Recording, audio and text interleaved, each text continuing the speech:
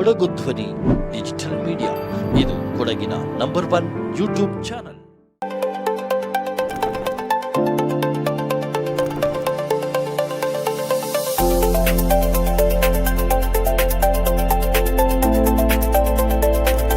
ಆಂಟನ್ ಜೆನ್ಸಾ ಅಂತ ಅವರನ್ನು ಪ್ರಪಂಚದ ಮೊಟ್ಟ ಮೊದಲ ಜೇನು ಕೃಷಿಯ ಶಿಕ್ಷಕ ಅಂತ ಕನ್ಸಿಡರ್ ಮಾಡಿದ್ದಾರೆ. ನಮ್ಮ ದೇಶದಲ್ಲಿ ಸುಮಾರು 1.5 ಲಕ್ಷ ಟನ್ನಿನಷ್ಟು ಜೇನು ಉತ್ಪಾದನೆ ಆಗ್ತದೆ ವಾರ್ಷಿಕವಾಗಿ. ಅದು ಒಂದು ಹನಿ ನೋಡಿದೆ, by 1 get 1 free for 300 rupees 50. ಇನ್ನು 350 ರೂಪಾಯಿಗೆ ಮೆಡಿಕಲ್ ಸ್ಟೋರ್ ಅವರೇ ಏನಪ್ಪ ಈ ಥರ ಕೊಡ್ತಾ ಇದ್ದಾರೆ. ನಾನು 1 ಪೆಟ್ಟಿಗೆಯಿಂದ ಸ್ಟಾರ್ಟ್ ಮಾಡಿ ಇವಾಗ 75 ಪೆಟ್ಟಿಗೆ ನಿರ್ವಹಣೆ ಮಾಡ್ತಾ ಇದ್ದೀನಿ. ಇವತ್ತಿನ ಧ್ಯೇಯ ಜೇನು ಪೋಷಣೆ, ಜೇನುಗಳಿಂದ ವೈವಿಧ್ಯತೆ ಮತ್ತು ಆಹಾರ ಭದ್ರತೆ.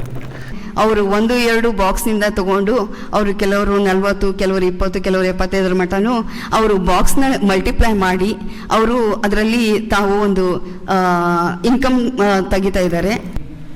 ನಮ್ಮ ಈ ಅರಣ್ಯ ಮಹಾವಿದ್ಯಾಲಯ ಸುಮಾರು 10-15 ವರ್ಷಗಳಿಂದ ಜೇನು ಕೃಷಿಯಲ್ಲಿ ಸಾಕಷ್ಟು ತರಬೇತಿ ಕಾರ್ಯಕ್ರಮಗಳನ್ನ ಅದು ಮಾನವ ಕುಲಕೋಟಿಗೆ ಕೊಟ್ಟಿರ್ತಕ್ಕಂಥ ಕೊಡುಗೆ ಕೊಟ್ಟಿರ್ತಕ್ಕಂಥದ್ದು ಮತ್ತು ಕೊಡ್ತಾ ಇರತಕ್ಕಂಥ ಕೊಡುಗೆ ಬಹಳ ಅಪಾರ. ಹಾಗಾಗಿ ಆ ಜೇನುನೊಣಗಳ ಉಳಿವಿನ ಮೇಲೇ ನಮ್ಮ ಮನುಷ್ಯ ಸಂತತಿಯ ಉಳಿವು ಕೂಡ ಅಡಗಿದೆ ಅಂತ ಹೇಳ್ತಾರೆ. ಐನ್ಸ್ಟೀನ್ ಅವರು ಹೇಳೋ ಪ್ರಕಾರ ಜೇನುನೊಣಗಳು ಭೂಮಿಯಿಂದ ಸಂಪೂರ್ಣವಾಗಿ ನಾಶವಾಗಿ ಹೋದರೆ ಅಲ್ಲಿಂದ ಮಾನವ ಸಂತತಿ ಬದುಕಲಿಕ್ಕೆ ಕೇವಲ 4 ವರ್ಷಗಳು ಉಳಿತವೆ ಅಂತ. ಯಾಕೆಂದರೆ ಈ ಜೇನುನೊಣಗಳು ನಮಗೆ ಬೇರೆ ಬೇರೆ ಪ್ರಾಡಕ್ಟ್ಗಳನ್ನು ಅಲ್ಲಿ ಡಿಸ್ಪ್ಲೇ ಮಾಡಿದ್ದೇವೆ, ಅಲ್ಲಿ ಪ್ರದರ್ಶನಕ್ಕೆ ಇಟ್ಟಿದ್ದೇವೆ. ಆ ಎಲ್ಲ ಪ್ರಾಡಕ್ಟ್ಗಳನ್ನು ಅವು ಕೊಡ್ತಿದ್ರೂ ಕೂಡ ಆ ಎಲ್ಲ ಪ್ರಾಡಕ್ಟ್ಗಳ ಬೆಲೆ ಒಂದು ರೂಪಾಯಿ ಅಂತ ಅಂದ್ಕೊಂಡ್ರೆ ಅವು ನಮಗೆ ಪರಾಗಸ್ಪರ್ಶೆಯ ಮುಖಾಂತರ ಏನು ಸೇವೆಯನ್ನು ಒದಗಿಸ್ತವೆ ಆ ಪಾಲಿನೇಷನ್ ಸರ್ವಿಸ್ನ ಬೆಲೆ ಸುಮಾರು 20 ರೂಪಾಯಿನಷ್ಟಿರ್ತದೆ. ಹಾಗಾಗಿ ನಮ್ಮ ಹಣ್ಣಿನ ಬೆಳೆ ಇರ್ಬೋದು, ಆಹಾರ ಬೆಳೆ ಇರ್ಬೋದು, ತರಕಾರಿ ಬೆಳೆಗಳಿರ್ಬೋದು, ಇವುಗಳ ಎಲ್ಲದರಲ್ಲೂ ಅವುಗಳ ಪಾತ್ರ ಇದೆ, ಪರಾಗಸ್ಪರ್ಶ ಮಾಡಿ ಇಳುವರಿಯನ್ನು ಹೆಚ್ಚು ಮಾಡಲಿಕ್ಕೆ. ಹಾಗಾಗಿ ಅಂಥ ಒಂದು ಮಹತ್ತರವಾದ ಕೊಡುಗೆಯನ್ನು ಜೇನುನೊಣಗಳು ಕೊಡ್ತವೆ. ಅದರ ಬಗ್ಗೆನೇ ವಿಶೇಷವಾಗಿ ಒಂದು ದಿನವನ್ನು ಆಚರಿಸಬೇಕು. ಆ ದಿನದಲ್ಲಿ ಅದರ ಬಗ್ಗೆ ಹೆಚ್ಚು ತಿಳುವಳಿಕೆಯನ್ನು ಜನರಲ್ಲಿ ಮೂಡಿಸಬೇಕು. ಆ ಮೂಲಕ ಜೇನು ಕೃಷಿ ಹೆಚ್ಚು ಪ್ರಚುರಗೊಳ್ಳಲಿ ಅನ್ನೋ ಕಾರಣಕ್ಕೆ ಈ ಒಂದು ವಿಶ್ವ ಜೇನುನೊಣ ದಿನಾಚರಣೆಯನ್ನು ಆಚರಿಸ್ತಾರೆ. ಮೊಟ್ಟ ಮೊದಲನೇದಾಗಿ ಈ ಒಂದು ಐಡಿಯಾ ಆಚರಿಸಬೇಕು ಅಂತ ಅಂದಿದ್ದು ಅಮೇರಿಕಾದಲ್ಲಿ ಬರ್ತದೆ. ಅವಾಗ ಏನು ಮಾಡ್ತಾರೆ ಅವರು, ಅಲ್ಲಿರ್ತಕ್ಕಂಥ ಜೇನು ಕೃಷಿಕರ ಸಹಕಾರ ಸಂಘಗಳು ಅವರ ರಾಷ್ಟ್ರಾದ್ಯಂತ ಇದ್ವು, ಅವ್ರದ್ದೇ ಒಂದು ಫೆಡರೇಷನ್ ಅಂತ ಮಾಡ್ಕೊಂಡಿದ್ರು. ಆ ಫೆಡರೇಷನ್ನವರೆಲ್ಲ ಸೇರಿಕೊಂಡು ಆಗಸ್ಟ್ 3ನೇ ಶನಿವಾರ ನಾವು ಇದು ಜೇನು ದಿನ ಅಂತ ಮಾಡಬೇಕು ಅಂತ ಮಾಡ್ಕೊಂಡು ಆಚರಣೆಯಲ್ಲಿ ಇತ್ತದು. ಆಮೇಲೆ 2016ರಲ್ಲಿ ಒಂದು ವಿಶ್ವಸಂಸ್ಥೆಗೆ ಒಂದು ಪ್ರಪೋಸಲ್ ಹೋಗ್ತದೆ ಸ್ಲೋವೇನಿಯಾ ದೇಶದಿಂದ. ಈಗ ಹೇಗೆ ನಮ್ಮ ರಾಷ್ಟ್ರದಿಂದ ಯೋಗ ದಿನ ಅಂತ ಮಾಡಬೇಕು ಅಂತ ಹೇಳಿ ನಮ್ಮಲ್ಲಿಂದ ಪ್ರಪೋಸಲ್ ಹೋಗಿ ಅದು ಯೋಗ ದಿನ ಅಂತ ಆಯಿತು, ಹಾಗೆ ವಿಶ್ವ ಜೇನುನೊಣ ದಿನಾಚರಣೆ ಅಂತ ಮೇ 20ಕ್ಕೆ ಮಾಡಿ ಅಂತಕ್ಕಂಥದ್ದು ಒಂದು ಸ್ಲೋವೇನಿಯಾದಿಂದ ಹೋಯಿತು. ಏನು ವಿಶೇಷತೆ ಆ 20ನೇ ತಾರೀಕಿದ್ದು ಅಂತ ಅಂದರೆ, ಒಬ್ಬರು ಆಂಟನ್ ಜೆನ್ಸಾ ಅಂತ ಅವರನ್ನು ಪ್ರಪಂಚದ ಮೊಟ್ಟ ಮೊದಲ ಜೇನು ಕೃಷಿಯ ಶಿಕ್ಷಕ ಅಂತ ಕನ್ಸಿಡರ್ ಮಾಡಿದ್ದಾರೆ. ಮೊಟ್ಟ ಮೊದಲಿನ ಜೇನು ಕೃಷಿ ಶಿಕ್ಷಕ ಅಂದರೆ ಅವ್ರು ಸಾಕಷ್ಟು ಪುಸ್ತಕಗಳನ್ನು ಬರೆದಿದ್ದಾರೆ ಆವಾಗಿನ ಟೈಮಲ್ಲಿ. ಮತ್ತು ಹಾಗೆಯೇ ಒಂದು ಸ್ಕೂಲ್ ಇರ್ತದೆ, ಆ ಸ್ಕೂಲಲ್ಲಿ ಕೂಡ ಇವರು ಜೇನು ಕೃಷಿಯ ವಿಚಾರವನ್ನು ಕಲಿಸ್ತಾ ಇರ್ತಾರೆ.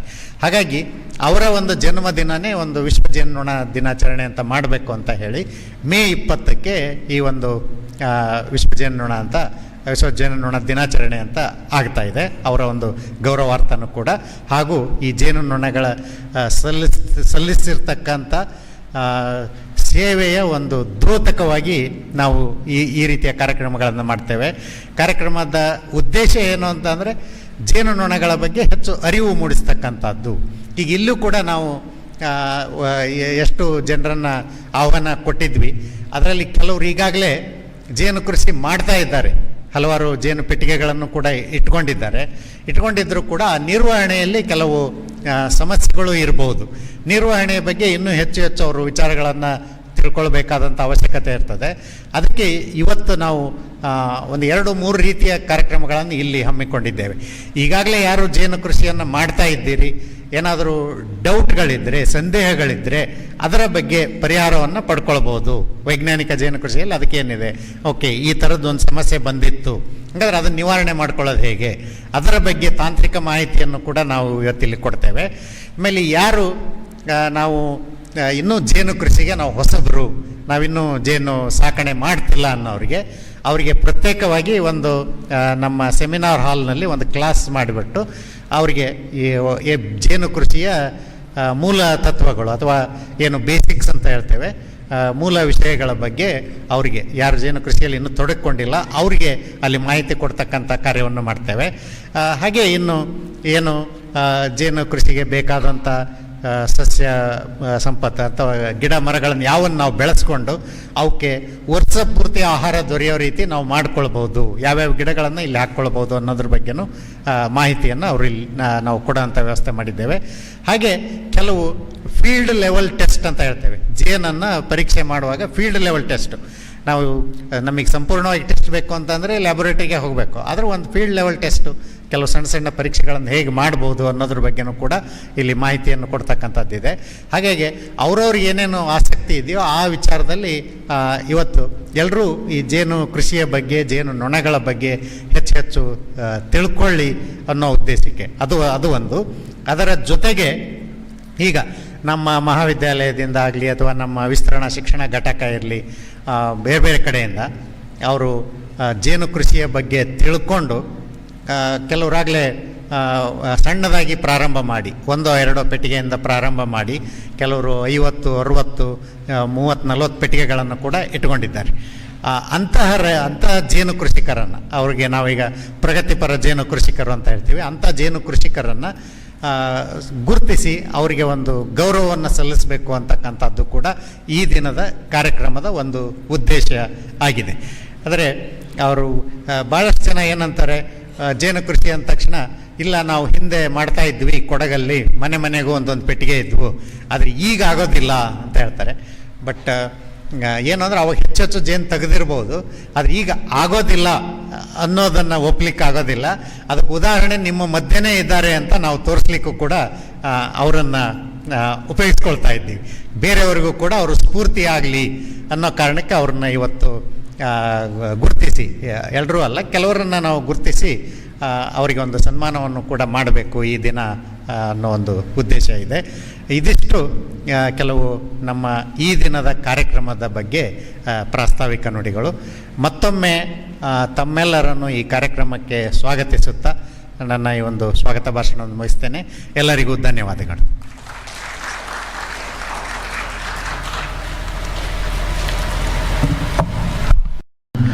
ರಾಯಚೂರು ಕೃಷಿ ವಿಶ್ವವಿದ್ಯಾಲಯದ ಡಾಕ್ಟರ್ ಬದ್ರಿ ಪ್ರಸಾದ್ ಅವರನ್ನು, ಈ ವಿಶ್ವವಿದ್ಯಾಲಯದಲ್ಲಿ ಡಾಕ್ಟರ್ ಕೆಂಚಾರೆಡ್ಡಿ ಅವರನ್ನು ಮತ್ತು ಅನೇಕ ಯುವ ಉದ್ದಿಮೆದಾರರು, ಮಿಸ್ಟರ್ ಅಪೂರ್ವ ಅಂತ ಬಿ ಅಂತ ಒಂದು ಕಂಪನಿ ಮಾಡಿಕೊಡಿದ್ರೆ, ಎಂಜಿನಿಯರಿಂಗ್ ವಿದ್ಯಾರ್ಥಿ, ಅವನು ಧರ್ಮಪತ್ನಿ, ಅವನು ಇಬ್ಬರು ಕೂಡಿ ಒಂದು ಉದ್ಯಮವನ್ನಾಗಿ ಬೆಂಗಳೂರಿನಲ್ಲಿ, ನಾನು ಎಂದು ಆಶ್ಚರ್ಯ ಅನಿಸ್ತದೆ, ಶಾಂತವೀರಯ್ಯನವರವ್ರ ತರಬೇತಿ ತಗೊಂಡು ಒಂದು ಎಂಜಿನಿಯರಿಂಗ್ ವಿದ್ಯಾರ್ಥಿಗಳು ಕೂಡ ಜೇನು ಕೃಷಿಯಲ್ಲಿ ಇಂಥ ಒಂದು ಸಂಪಾದನೆ ಮಾಡ್ಬೋದು ಅಂತ ತೋರಿಸಿಕೊಟ್ಟಿದ್ದಾರೆ. ಆದರೆ ಏನಾಗಿದೆ, ಅವರು ಅಂತಾರಾಷ್ಟ್ರೀಯ ಮಟ್ಟದಲ್ಲಿ ಹೋಗಿ ಬಂದಾಗ ಹೇಳ್ತಾ ಇದ್ರು, ನಮ್ಮ ದೇಶದಲ್ಲಿ ಸುಮಾರು 1.5 ಲಕ್ಷ ಟನ್ನಿನಷ್ಟು ಜೇನು ಉತ್ಪಾದನೆ ಆಗ್ತದೆ ವಾರ್ಷಿಕವಾಗಿ. ಆದರೆ ಬಹುತೇಕವಾಗಿ ಅಪಿಸ್ ಮೆಲ್ಲಿಫೆರಾ ಅಂತ ಹೇಳ್ತೇವಲ್ಲ, ಆ ಒಂದು ಜೇನು ದೊಡ್ಡ ಗಾತ್ರದ ಹುಟ್ಟಿರುತ್ತೆ, ಅದರದ್ದು ಇಳುವರಿ ಜಾಸ್ತಿ ಬರುತ್ತೆ. ಅದರಿಂದ ವಿಶೇಷವಾಗಿ ಉತ್ತರ ಪ್ರದೇಶ, ವೆಸ್ಟ್ ಬೆಂಗಾಲ್, ಹರಿಯಾಣ, ಪಂಜಾಬ್ ರಾಜ್ಯಗಳಲ್ಲಿ ಈ ಮೆಲ್ಲಿಫೆರಾ ಜೇನನ್ನು ಉತ್ಪಾದನೆ ಮಾಡಿ ರಾಷ್ಟ್ರದಲ್ಲಿ ಉತ್ಪಾದನೆ ಆಗುವ 1.5 ಲಕ್ಷ ಮೆಟ್ರಿಕ್ ಟನ್ನಲ್ಲಿ ಸುಮಾರು 1 ಲಕ್ಷ ಟನ್ನಷ್ಟು ಜೇನುತುಪ್ಪವನ್ನು ವಿದೇಶಕ್ಕೆ, ವಿಶೇಷವಾಗಿ ಯುರೋಪಿಯನ್ ಕಂಟ್ರೀಸ್ಗೆ, ಅರೇಬಿಯನ್ ಕಂಟ್ರೀಸ್ಗೆ, USA ಎಕ್ಸ್ಪೋರ್ಟ್ ಮಾಡ್ತಾರೆ. ಆದರೆ ಯಾಕೆ ಮೆಲಿಫೆರಾ ಮಾತ್ರ ಎಕ್ಸ್ಪೋರ್ಟ್ ಆಗುತ್ತೆ? ನಮ್ಮ ತುಡುವಿ ಜೇನು, ನಮ್ಮ ದೇಶಿ ಜೇನು, ಕೊಡಗಿನ ಜೇನು, ಅಪಿಸ್ ಸೆರಾನಾ ಇಂಡಿಕಾ ತುಡುವಿ ಜೇನನ್ನು ರಫ್ತು ಮಾಡಲಿಕ್ಕೆ ಸಾಧ್ಯ ಆಗ್ತಾ ಇಲ್ಲ. ಇದರಲ್ಲಿ ಏನಾಗಿದೆ, ನಾವು ಸಾಮಾನ್ಯವಾಗಿ ವಿಜ್ಞಾನಿಗಳು ಕೂಡ ವಿದೇಶಗಳಿಂದ ಏನು ಸ್ಟ್ಯಾಂಡರ್ಡ್ ಫಿಕ್ಸ್ ಮಾಡ್ತಾರೆ ಅದನ್ನು ಎಕ್ಸೆಪ್ಟ್ ಮಾಡಿಬಿಡ್ತೀವಿ ಬ್ಲೈಂಡ್ ಆಗಿ. ಅದಕ್ಕೆ ತಕ್ಕಂತೆ ನಾವು ಅದನ್ನು ಬೆಳೆಸಲಿಕ್ಕೆ ಪ್ರಯತ್ನ ಮಾಡ್ತೀವಿ. ಆದ್ದರಿಂದ ನಾನು ಯಾವುದೇ ಪುಸ್ತಕ ನೋಡಿದರೂ ಕೂಡ ಈ ಕ್ವಾಲಿಟಿ ಸ್ಟ್ಯಾಂಡರ್ಡ್ಸ್ ಆಫ್ ದ ಜೇನುತುಪ್ಪ, ಕ್ವಾಲಿಟಿ ಸ್ಟ್ಯಾಂಡರ್ಡ್ಸ್ ಜೇನುತುಪ್ಪ ಅಂದರೆ ಏನು? ಜೇನುತುಪ್ಪದ ಗುಣಮಟ್ಟ ಚೆನ್ನಾಗಿ ಇರಬೇಕಾದ್ರೆ ಅದರಲ್ಲಿ ನೀರಿನ ಅಂಶ, ಮಾಯ್ಶ್ಚರ್ ಪರ್ಸೆಂಟೇಜ್ 20ರಿಂದ 25ರಷ್ಟು ಇರಬೇಕು. ಅದೇ 20ರಿಂದ 25 ಭಾಗದಲ್ಲಿ ನಮ್ಮ ಎಗ್ ಮಾರ್ಕ್ನವರು ಸ್ಪೆಷಲ್ ತುಪ್ಪ, ಮಧ್ಯಮವಾದಂಥ, ಸಾಧಾರಣ ಅಂತ ಗ್ರೇಡ್ ಮಾಡ್ತಾರೆ. ಅಂದರೆ ಕಡಿಮೆ ತೇವಾಂಶ ಇದ್ದರೆ 20 ಇದ್ದರೆ ಅದು ಸ್ಪೆಷಲ್ ಜೇನು, 25 ಇದ್ದರೆ ನಾರ್ಮಲ್ ಜೇನು ಅಂತ. ಅಂದರೆ ಅದರ ಬಗ್ಗೆ ನಾವು ಬಹಳಷ್ಟು, ಯಾಕೆ ಮಾಯ್ಶ್ಚರ್ ಜಾಸ್ತಿ ಆದರೆ ಅದರದ ಸೆಲ್ಫ್ ಲೈಫ್ ಕಡಿಮೆ ಆಗ್ತಾ ಹೋಗುತ್ತೆ. ಸೊ ಆದ್ದರಿಂದ ಕ್ವಾಲಿಟಿ ಸ್ಟ್ಯಾಂಡರ್ಡ್ ಮೇಂಟೈನ್ ಮಾಡಬೇಕಾದ್ರೆ moisture standards it is again fixed for mellifera ಜೇನ್. ಆಮೇಲೆ ಸಾಮಾನ್ಯವಾಗಿ ರೆಡ್ಯೂಸಿಂಗ್ ಶುಗರ್ ಇರಬೇಕು ಅಂತ ಹೇಳ್ತೇವೆ. ಇಷ್ಟಿರಬೇಕು, 60-65% ರೆಡ್ಯೂಸಿಂಗ್ ಶುಗರ್ ಇರಬೇಕು. ಫ್ರುಕ್ಟೋಸು ಮತ್ತು ಗ್ಲೂಕೋಸನ್ನು 0.95 ಅಥವಾ 1.3 1:1 ರೇಷಿಯೋ ಇರಬೇಕು. ಹೀಗೆ ಪೆಸ್ಟಿಸೈಡ್ ರೆಸಿಡ್ಯೂ ಇರಬಾರ್ದು, ಆಂಟಿಬಯೋಟಿಕ್ ರೆಸಿಡ್ಯೂ ಇರಬಾರ್ದು. ಇದನ್ನು ವೈ ನಾಟ್ ವಿ ಸೈಂಟಿಸ್ಟ್, ನಮ್ಮ ಕೆಂಚಾರೆಡ್ಡಿಯವರಾಗಿರ್ಬೋದು, ಬದ್ರಿ ಪ್ರಸಾದ್ ಆಗಿರ್ಬೋದು, ನಮ್ಮ ಉದ್ದಿಮೆದಾರರಾಗಿರ್ಬೋದು, ಇವತ್ತು ಬ್ಯಾಫ್ದವರಾಗಿರ್ಬೋದು, ಬ್ಯಾಫ್ದವರು ಗಂಗಾ ಮೇಡಮ್ ಅವರು ಬಂದಿದ್ದಾರೆ, ಅವರ ಇನ್ನೊಬ್ಬರು ಆಫೀಸರು ಬಂದಿದ್ದಾರೆ, ಅವ್ರು ಬಹುಶಃ IIT-ನಲ್ಲಿ ಕಾರ್ಯಕ್ರಮಕ್ಕೆ ಬಂದಿದ್ದರು, ನನಗೆ ನೆನಪಿದೆ. ಇವರೆಲ್ಲ ಈಗ ಹೆಂಗೆ ನಾವು ಈ ಜರ್ಸಿ ಆಕಳದ ಹಾಲಿಗಿಂತಲೂ ನಮ್ಮ ದೇಶಿ ಆಕಳದ ಹಾಲು ಬಹಳ ಶ್ರೇಷ್ಠವಾದದ್ದು ಅಂತ ಪ್ರತಿಪಾದನೆ ಮಾಡಿ ಪ್ರಮೋಟ್ ಮಾಡ್ತೀವಲ್ಲ, ಬಿಳಿ ಹಸು ಇರಬೇಕು. ಹಾಗೆಯೇ ನಮ್ಮದೇ ಆದಂಥ ಈ ಪ್ರದೇಶದಲ್ಲಿ ಬೆಳೆದಂಥ ಜೇನಿನ ಗುಣಮಟ್ಟವನ್ನು ವಿದೇಶಿಯರಿಗೆ ಪರಿಚಯಿಸುವಂಥ ಕಾರ್ಯ ಆಗಬೇಕು. ಬಟ್ ನಾವು ಅದೇ ವಿದೇಶದ ಒಂದು ಸ್ಪರ್ಧೆಯಲ್ಲಿ ಬ್ಲೈಂಡ್ ಟೆಸ್ಟಿಂಗ್ ಅಂತ ಮಾಡ್ತಾರೆ, ಈ ವೈನಲ್ಲಿ ಮಾಡ್ತಾರೆ. ಆ ಬ್ಲೈಂಡ್ ಟೆಸ್ಟಿಂಗ್ ಮಾಡಿದಾಗ ಬಹಳಷ್ಟು ಜನ ನಮ್ಮ ಮೊಜೆಂಟೋ ಸ್ಟಿಂಗ್ಲೆಸ್ ಬೀನ್ ಆಗಿರ್ಬೋದು ಅಥವಾ ತುಡುವಿ ಜೇನ್ ಆಗಿರ್ಬೋದು, ಸೆರಾನಾ ಇಂಡಿಕಾ, ಅದನ್ನು ಇಷ್ಟಪಡ್ತಾರೆ ತಿಂದಾಗ. Just because we do not have A brand. ಏನೋ ಕೊಡಗು ಹನಿ ಅಂತ ಬರುತ್ತೆ, ಒಂದು ಪ್ರಕೃತಿಯವರು ನೆಕ್ಸ್ಟರ್ ಫ್ರೆಶ್ ಅಂತಲೂ ಮಾಡಿದ್ದಾರೆ ಮೈಸೂರಿನವರು. ಈ ರೀತಿಯಾಗಿ ಬ್ರ್ಯಾಂಡ್ಗಳಿದ್ದಾವೆ. ಇದನ್ನು ಕಂಡು ಕರ್ನಾಟಕ ಸರ್ಕಾರ ಜೇಂಕಾರ ಅಂತಕ್ಕಂಥ ಒಂದು ಬ್ರ್ಯಾಂಡನ್ನು ಕೂಡ ಬಿಡುಗಡೆ ಮಾಡಿದ್ದಾರೆ. ಯಾವ ಜೇನು ಉತ್ಪಾದಕ ತೋಟಗಾರಿಕೆ ಇಲಾಖೆಯಲ್ಲಿ ಜೇನು ಕೃಷಿ ವಿಭಾಗದಲ್ಲಿ ಡಾಕ್ಟರ್ ಹೇಮಲತಾ ಅಂತ ಇದ್ದಾರೆ, ಅವರಲ್ಲಿ ಒಂದು ರಿಜಿಸ್ಟರ್ ಮಾಡಬೇಕು. ಇಲ್ಲಿ ಏನಾಗುತ್ತೆ, ಎಕ್ಸ್ಪೋರ್ಟ್ ಮಾಡಬೇಕಾದ್ರೆ ಮೊದಲು ಅಪೇಡದಲ್ಲಿ ರಿಜಿಸ್ಟರ್ ಆಗಬೇಕು, ಎಕ್ಸ್ಪೋರ್ಟ್ ಲೈಸೆನ್ಸ್ ಬೇಕು, FSSAIನೋ BISO ಅಥವಾ ಎಗ್ ಮಾರ್ಕ್ದ ಸ್ಟ್ಯಾಂಡರ್ಡ್ಗಳನ್ನು ಮೇಂಟೈನ್ ಮಾಡಬೇಕು. ನಮ್ಮ ಜೇನು ಕೃಷಿಕರು ಸ್ಟ್ಯಾಂಡರ್ಡ್ ಮೇಂಟೈನ್ ಮಾಡಲಿಕ್ಕೆ ಪ್ರಯತ್ನ ಮಾಡ್ತಾರೆ.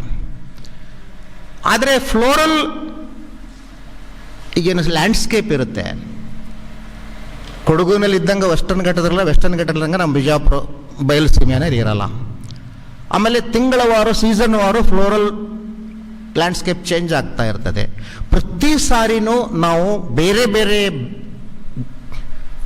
ಏನು ಬ್ಯಾಂಡ್ಗೆ ರಿಜಿಸ್ಟ್ರೇಷನ್ ಮಾಡಬೇಕಾದ್ರೆ ನಮ್ಮ ಸಣ್ಣ ರೈತ, ಟ್ರೈಬಲ್ ಏರಿಯಾ ರೈತ, ಸಣ್ಣ ಸಣ್ಣ ಪ್ರಮಾಣದಲ್ಲಿ ಏನು ಮಾಡ್ತಿರ್ತಾರೆ ಅವರಿಗೆ ಇದು ಭರಿಸೋದು ಕಷ್ಟ ಆಗುತ್ತೆ. ಸೊ ಈ ದೃಷ್ಟಿನಲ್ಲಿ ನಾವು ಸರ್ಕಾರನೂ ಕೂಡ ಈ ಒಂದು ಟೆಸ್ಟಿಂಗ್ ಫೀಸನ್ನು ಪದೇ ಪದೇ ಮಾಡುವಾಗ ರೈತನ ಗುಣಮಟ್ಟದ ಜೇನುತುಪ್ಪವನ್ನು ರಫ್ತು ಮಾಡಲಿಕ್ಕೆ ಸಹಾಯ ಮಾಡಿದರೆ ಇನ್ನೂ ಒಳ್ಳೆಯದು. ಈಗ ಕೇರಳ ರಾಜ್ಯದಲ್ಲಿ ಒಂದು ಒಳ್ಳೆಯ ಕಾರ್ಯಕ್ರಮ ಹಾಕ್ಕೊಂಡಿದ್ದಾರೆ ಅವರು, ನಮ್ಮ ಪಕ್ಕದ ರಾಜ್ಯ. Many of our students come from Kerala through ICR system. ಅಲ್ಲೇನು ಮಾಡ್ತಾರೆ, ಪ್ರತಿ ಜೇನು ಕೃಷಿಕರ ಕುಟುಂಬಕ್ಕೆ ಗ್ರಾಮ ಪಂಚಾಯತಿ ಮೂಲಕ ಪ್ರತಿ ಮನೆಗೂ ಆಧಾರ್ ಕಾರ್ಡನ್ನ ಆಧಾರ ಇಟ್ಕೊಂಡು ಒಂದು ಜೇನು ಕುಟುಂಬವನ್ನು, ಅದು ಯಾವುದು ಸ್ಟಿಂಗ್ಲೆಸ್ ಬೀನನ್ನು, ಮೊಜೆಂಟಾ ಬೀಸ್ ಅಂತ ಹೇಳ್ತಾರೆ ಆ ಭಾಗದಲ್ಲಿ, ಅದನ್ನೇ ಕೊಡ್ತಾರೆ. ಯಾಕೆ? ಇದು ತುಳುವೆ ಜೇನಾಗುತ್ತೆ, ನೀವು ಸರಿಯಾಗಿ ಕ್ವಾಲಿಟಿ ಮೇಂಟೈನ್ ಮಾಡಿದರೆ ಅದಕ್ಕೆ ಹಸುವಾದಾಗ ಆಹಾರ ಸಿಗದೇ ಇದ್ದಾಗ ಅದು ಬೇರೆ ಕಡೆ ಹೋಗ್ಬಿಡ್ತದೆ. ಬಟ್ ಸ್ಟಿಂಗ್ಲೆಸ್ ಬೀನು, ಮೊಜೆಂಟಾ ಬೀನನ್ನು ಒಂದು ಸಾರಿ ನಿಮ್ಮ ಹೊಲದಲ್ಲಿ, ನಿಮ್ಮ ಕ್ಷೇತ್ರದಲ್ಲಿ, ನಿಮ್ಮ ಮನೆಯ ಮುಂದೆ ಒಂದು ಗೂಡು ಕಟ್ಟಿದರೆ ಅದು 10 ವರ್ಷಗಳಿಗೂ ಬಿಟ್ಟು ಹೋಗಲ್ಲ. ಅದು ನಿಮಗೆ ಅವರಿಗೆ ಒಂದು ಅನ್ಯೋನ್ಯ ಸಂಬಂಧ ಬೆಳೆಸಿಬಿಡ್ತದೆ ಅದು. ಮತ್ತು ಅದು 10 ವರ್ಷಗಳಿಗೆ ರಾಣಿ ಹುಳನೂ ಜೀವಿತವಾಗಿ ಇರ್ತದೆ. ನಮ್ಮ ತುಡುವಿ ಜೇನು 2-3 ವರ್ಷ ಇರುತ್ತೆ ರಾಣಿ ಹುಳ. ಹೀಗಿರುವಾಗ ಆ ಸರ್ಕಾರ ಯಾವ ರೀತಿಯಾಗಿ ಇದನ್ನ ವಿಶೇಷವಾಗಿ ಅರ್ಬನ್ ಅಪಿಯರಿಯಲ್ಲಿ ನಾವು ಪ್ರಮೋಟ್ ಮಾಡುವಾಗ, ನಗರಗಳಲ್ಲಿ ವಿಶೇಷವಾಗಿ ಬೆಂಗಳೂರು ಅಂತ, ನಾನು ಒಂದು ಅಪಾರ್ಟ್ಮೆಂಟಲ್ಲಿ ಇದ್ದೇನೆ, 15 ಮಹಡಿಯಲ್ಲಿ ಇರುತ್ತೆ, ಒಂದು ಜೇನು ನೊಣ ಇದೆ, ನನ್ನ BBMPಗೆ ಫೋನ್ ಮಾಡ್ತಾರೆ, ಒಬ್ಬ IT ಅವನಲ್ಲಿರೋನು, ಕರೆದುಬಿಟ್ಟು ಪೆಸ್ಟಿಸೈಡ್ ಹೊಡಿಸ್ಬಿಟ್ಟು ಅದನ್ನು ಸಾಯಿಸಿಬಿಡ್ತಾರೆ. ಯಾಕೆ? ವೆನಮ್ ಇರುತ್ತೆ, ಅದು ಸ್ಟಿಂಗ್ ಚುಚ್ಚುತ್ತೆ, ಸಾಯ್ತೇವೆ ಅಂತ ಒಂದು ಹೈಪ್ ಕ್ರಿಯೇಟ್ ಮಾಡ್ತಾರೆ. ಸೊ ಈ ರಿಸ್ಕನ್ನು ಹೋಗಲಾಡಿಸ್ಬೇಕಾದ್ರೆ ನಗರ ಪ್ರದೇಶಗಳಲ್ಲಿ ಈ ಒಂದು ಮೊಜೆಂಟಾ ಅಂತ ಏನು ಹೇಳ್ತೀವಿ, ಸ್ಟಿಂಗ್ಲೆಸ್ ಬೀನನ್ನು ನಾವು ಪ್ರಚಾರ ಮಾಡಿ ಗೂಡುಗಳನ್ನು ಕೊಟ್ಟರೆ ಅದು ಜೇನಿನ ಬೆಳವಣಿಗೆ ಆಗುತ್ತೆ. ಇನ್ನೊಂದು ಇದು ವಿಶೇಷತೆ ಏನಪ್ಪ ಅಂದರೆ, ಇದ್ರದ್ದು ಮೆಲ್ಲಿಫೆರಾ ಮತ್ತು ಸೆರಾನೋದಕ್ಕಿಂತಲೂ ಈ ಮೊಜೆಂಟಾ ಜೇನು ಪರಾಗಸ್ಪರ್ಶಕ್ಕೆ ಅತಿ ಸೂಕ್ತವಾದಂಥ ಜೇನು. It improves the yields by 25-30%. Normal ಆಗಿದ್ದರೂ ಕೂಡ ಕೆಲವೊಂದು ಬೆಳೆಯಲ್ಲಿ 60-70% ಇಳುವರಿ ಹೆಚ್ಚಾಗುತ್ತೆ. ಆದರೂ ಇದು ಯಾಕೆ ಪ್ರಚಾರ ಆಗ್ತಾ ಇಲ್ಲ ಅಂದರೆ, ದ ಈಲ್ಡ್, ಸಾಮಾನ್ಯವಾಗಿ ನಾವು ಸಾವಯವಕ್ಕೆ ಹೋದ ತಕ್ಷಣ ಇಳುವರಿ ಕಡಿಮೆ ಆದರೂ ಗುಣಮಟ್ಟ ಹೆಚ್ಚು ಅಂತ ಹೇಳ್ತೀವಲ್ಲ, ಹಾಗೆ ಈಗ ನಾವು ಒಂದು ಪೆಟ್ಟಿಗೆಗೆ 1 ವರ್ಷದಲ್ಲಿ 8 kg ತೆಗಿತೀವಿ ತುಡುವಿ ಜೇನು. ಇದನ್ನು ಒಂದು ಪೆಟ್ಟಿಗೆನಲ್ಲಿ 1 ವರ್ಷದಲ್ಲಿ 1 kg ತೆಗಿತೀವಿ. ಹಾಗಿರುವಾಗ, but if you consider the risk factor that is involved in beekeeping, ನಗರದ ಪ್ರದೇಶಗಳಿಗೆ ಮತ್ತು ನಮ್ಮ ರೈತನ ಹೊಲಗಳಲ್ಲಿ ಪರಾಗಸ್ಪರ್ಶವನ್ನು ಸರಿಯಾಗಿ ಮಾಡಿ ಇಳುವರಿಯನ್ನು ಹೆಚ್ಚು ಮಾಡಿಸ್ಲಿಕ್ಕೆ I think there is a need to promote the stingless bee ಅಂತ ನನ್ನ ಅಧಿಕಾರ. ಈಗ ನಮ್ಮ ವಿದ್ಯಾರ್ಥಿಗಳಾಗಿರ್ಬೋದು, ನಮ್ಮ ಉದ್ಯಮಿಗಳಾಗಿರ್ಬೋದು, ಒಂದು ಜೇನು ಕೃಷಿಯನ್ನು ಒಂದು ಉದ್ಯಮವನ್ನಾಗಿ ಮಾಡಬೇಕು. ಈಗ ಸಕ್ಕರೆ ಫ್ಯಾಕ್ಟರಿಯವರು ಉದ್ಯಮವನ್ನು ಸಕ್ಕರೆಗಾಗಿ ಮಾಡಿದರೂ ಕೂಡ ಒಟ್ಟು ಆದಾಯ ಸಕ್ಕರೆದೇ ಕಡಿಮೆ ಇರುತ್ತೆ, ಇಥನಾಲ್ ಜಾಸ್ತಿ ಇರುತ್ತೆ, ಪ್ರೆಸ್ ಮಡ್ ಜಾಸ್ತಿ ಇರುತ್ತೆ, ಆರ್ಗ್ಯಾನಿಕ್ ಆಸಿಡ್ ಜಾಸ್ತಿ ಇರುತ್ತೆ, ಬಗಾಸೆ ಸೇಲ್ ಮಾಡ್ತಾರೆ. ಅಂದರೆ ಟೋಟಲ್ ಇನ್ಕಮ್ದಲ್ಲಿ though the name is sugar factory, sugar becomes the minor product. ಹಾಗೆ ನೀವು ಕೂಡ ಜೇನುತುಪ್ಪ ಮೇಲ್ ಉದ್ಯಮವಾಗಿದ್ದರೂ ಕೂಡ ರಾಯಲ್ ಜೆಲ್ಲಿ ಮಾಡಿ, ಜೇನು ಅಂಟು ಮಾಡಿ, ವ್ಯಾಕ್ಸಿಂದ ಲಿಪ್ಸ್ಟಿಕ್ ಮಾಡಿ, ವ್ಯಾಕ್ಸಲ್ಲಿ ಸ್ವಲ್ಪ ಯುಕಲಿಪ್ಟಸ್ ಹಾಕಿ ತಲೆನೋವಿಗೆ ಬಾಂಬ್ ಮಾಡಿ. ನಮ್ಮ ಪ್ರಜ್ವಲ್ ಅಂತಕ್ಕಂಥ ಹುಡುಗ ಸುಳ್ಯ ತಾಲೂಕಿನಲ್ಲಿ ಅವನು ಚೆಸ್ ಬೋರ್ಡ್ ಮಾಡಿದ್ದಾನೆ, ವ್ಯಾಕ್ಸ್ದಿಂದ, ಜೇನಿನ ಮೇಣದಿಂದ ಚೆಸ್ ಬೋರ್ಡ್ ಮಾಡಿದ್ದಾನೆ. ಅದು ನಮ್ಮ ಸಂಪರ್ಕಕ್ಕೆ ಬಂದಾಗ ಬೆಂಗಳೂರು ಕೃಷಿ ಮೇಳದಲ್ಲಿ ಅದನ್ನು ನಾವು ಡಿಸ್ಪ್ಲೇ ಮಾಡಿದಾಗ ಅವತ್ತು ಒಂದೇ ದಿನ ಸುಮಾರು ಅವರು 50 ಬೋರ್ಡಿಗೆ IT ಅವರು, ಯಾರು ಚೆಸ್ ಪ್ಲೇಯರ್ಗಳು ಆರ್ಡರ್ ಕೊಟ್ಟರು. ಈ ರೀತಿಯಾಗಿ ಉದ್ಯಮ ಬೆಳೆಯುತ್ತೆ. ಆನ್ಲೈನ್ ಟ್ರೇಡಿಂಗು, ಫೇಸ್ಬುಕ್ಕು, ಇವನ್ನೆಲ್ಲ ನಾವು ಜೇನು ಕೃಷಿಕರು ಉಪಯೋಗ ಮಾಡಿಕೊಂಡು ಯೂಟ್ಯೂಬ್ ಮುಖಾಂತರ ನೀವೇನು ಮಾಡ್ತೀರಿ, ಎಷ್ಟು ಕ್ವಾಲಿಟಿ ಬೆಳಿತೀರಿ, ಏನು ಬ್ರ್ಯಾಂಡ್ ಇಟ್ಟಿದ್ದೀರಿ, ಎಷ್ಟು ಉತ್ಪಾದನೆ ಆಗುತ್ತಂದ್ರೆ ಬೆಂಗಳೂರವಲ್ಲ, ದೆಹಲಿಯವಲ್ಲ, ಅಮೆರಿಕದವನು ನಿಮಗೆ ಆರ್ಡರ್ ಕೊಡ್ತಾನೆ. ಆದ್ದರಿಂದ ಬಟ್ ಆದರೂ ಕೂಡ ನಮ್ಮ ದೇಶದಲ್ಲಿ ಇಷ್ಟು ಪ್ರಾಡಕ್ಟ್ಗಳಿದ್ದಾವೆ. ಇನ್ನೂ ಒಂದು ಹೊಸ ಇದೆ, ಜೇನು ವೆನಮ್ ಅಂತೀವಿ, ವಿಷ ಅಂತೀವಿ. Venom is also extracted. ಅದನ್ನು ಹೇಗೆ ತೆಗಿತಾರೆ, ಜೇನಂಟು ಹೇಗೆ ತೆಗಿತಾರೆ, ರಾಯಲ್ ಜೆಲ್ಲಿ ಹೇಗೆ ತೆಗಿತಾರೆ. I am not a technical man, I am a microbiologist. ಅವರಲ್ಲಿದ್ದಾರೆ, ಕೆಂಚಾರೆಡ್ಡಿ ಅವ್ರ ಮುಂದೆ ಅದನ್ನೆಲ್ಲ ಹೇಳ್ತಾರೆ. ಆದರೆ ನಮ್ಮ ರಾಜ್ಯದಲ್ಲಿ ಸಾಮಾನ್ಯವಾಗಿ ನಾವು 1500ರಿಂದ 2000 ಟನ್ನನ್ನಷ್ಟು ಮಾತ್ರ ಜೇನುತುಪ್ಪನ್ನು ಮಾಡ್ತೀವಿ. ಬಟ್ ಕರ್ನಾಟಕದ ಜೇನು, ಅದರಲ್ಲಿ ವಿಶೇಷವಾಗಿ ಕೊಡಗಿನ ಜೇನು, ಇದು ಎಷ್ಟು ಸ್ವೀಟ್ ಆಗಿದೆ ಅಂದ್ರೆ, ಎಷ್ಟು ಫೇಮಸ್ ಆಗಿದೆ ಅಂದ್ರೆ, ವ್ಯಾಪಾರಸ್ಥರು ಯಾವ್ಯಾವುದೋ ಬೆಳೆದಿದ್ದಂಥ ಜೇನನ್ನು ಕೊಡಗು ಜೇನು ಅಂತಕ್ಕಂಥ ಮಿಸ್ ಬ್ರ್ಯಾಂಡಲ್ಲಿ, ಫೇಕ್ ಬ್ರ್ಯಾಂಡಲ್ಲಿನೂ ಕೂಡ ಮಾಡುವಂಥದ್ದು ಭಾಳಷ್ಟು ಬೆಳಕಿಗೆ ಅಲ್ಲಲ್ಲಿ ನಾವು ಪೇಪರ್ನಲ್ಲಿ ನೋಡ್ತೇವೆ. ಇದಕ್ಕೂ ಕೂಡ ಭವಿಷ್ಯ ನಾವು ಸರ್ಕಾರದವರು ಕ್ವಾಲಿಟಿ ಕಂಟ್ರೋಲಲ್ಲಿ ಮಾಡಬೇಕು.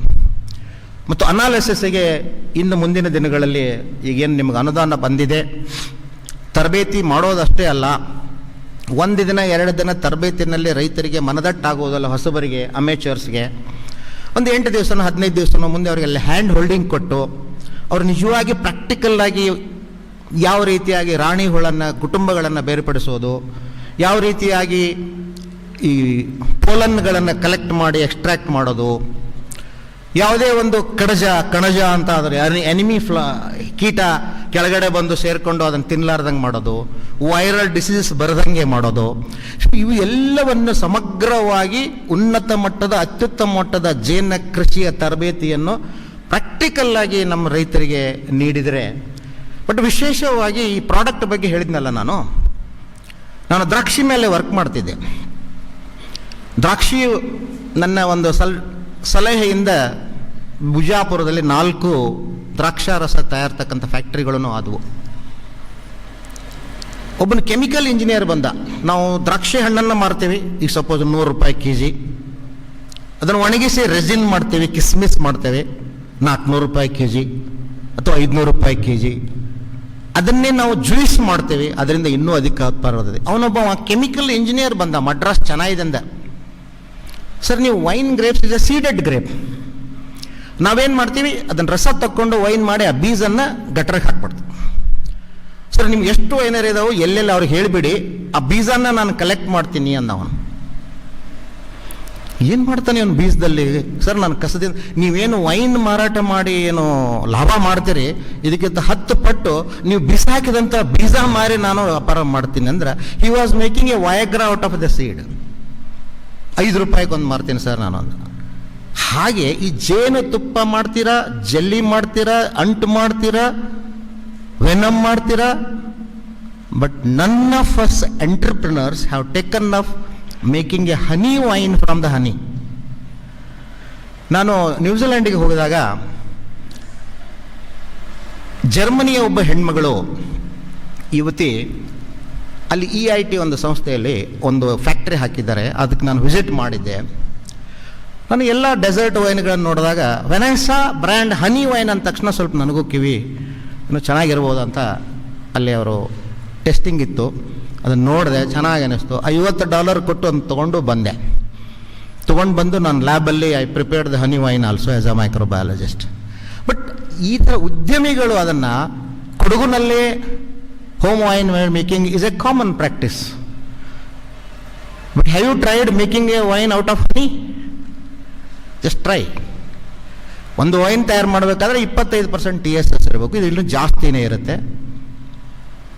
You can wonderfully prepare, but it is a dessert wine, not for the diabetic people. But you do can prepare A dry wine out of honey also.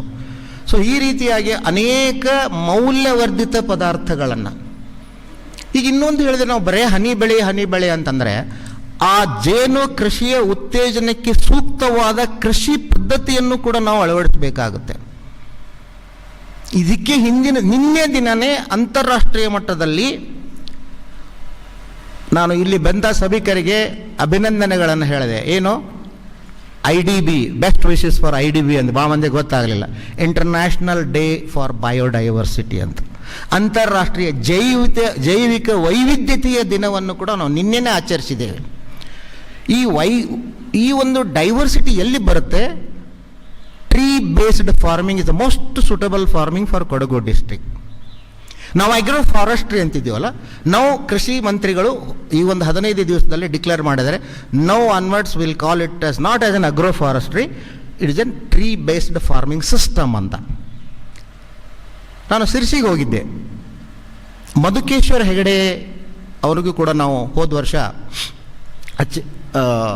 5 ಜನ ಜೇನು ಕೃಷಿಕರು ಯಾರು 100 ಪೆಟ್ಟಿಗೆಗಳಿಗಿಂತ ಹೆಚ್ಚು ಇಟ್ಟು ಅತಿ ಉತ್ಪಾದನೆಯನ್ನು ಮಾಡಿದ್ದಾರೆ ಅವರಿಗೂ, ಮತ್ತು 84ನೇ ಇಳಿ ವಯಸ್ಸಿನಲ್ಲಿ ಒಬ್ಬ ಸಹಾಯಕ ಕೃಷಿ ನಿರ್ದೇಶಕರಾಗಿ ನಿವೃತ್ತಿ ಹೊಂದಿ ಕರ್ನಾಟಕದಾದ್ಯಂತೂ ಕೃಷಿಕರಿಗೆ ಜೇನು ಕೃಷಿಕರನ್ನು ಹುಟ್ಟುಹಾಕಿ ತರಬೇತಿ ಕೊಟ್ಟಂಥ ಶಾಂತವೀರವರು ಹಿರಿಯೂರವರಿಗೆ ನಾವು ಲೈಫ್ ಟೈಮ್ ಅಚೀವ್ಮೆಂಟ್ ಕೂಡ ನನ್ನ ಸಂಸ್ಥೆಯಿಂದ, ಕೃಷಿ ತಂತ್ರಜ್ಞರ ಸಂಸ್ಥೆಯಿಂದ ನಾವು ಅವರಿಗೆ ಸನ್ಮಾನ ಮಾಡಿದ್ವಿ. ನನಗಿವತ್ತು ಬಂದದ್ದು ಸಂತೋಷ ಆಗುತ್ತೆ. ಇಲ್ಲಿ ಕೃಷಿ ಅರಣ್ಯ ಮಹಾವಿದ್ಯಾಲಯ ಇದೆ. ಇಲ್ಲಿ ಒಂದು ಸುಮಾರು 20-25 ಜನ ಶಿಕ್ಷಕರಿದ್ದಾರೆ, ಅಗ್ರಿಕಲ್ಚರ್ದವರಿದ್ದಾರೆ, ಹಾರ್ಟಿಕಲ್ಚರ್ ಇದ್ದಾರೆ. ವಿಶೇಷವಾಗಿ ನನ್ನ ಕೈಯಲ್ಲೇ ಬಿಜಾಪುರದಲ್ಲಿ ಕಲಿತಂಥ ವಿದ್ಯಾರ್ಥಿಗಳಿದ್ದಾರೆ. ಇಲ್ಲೇ ಇರಬೇಕು.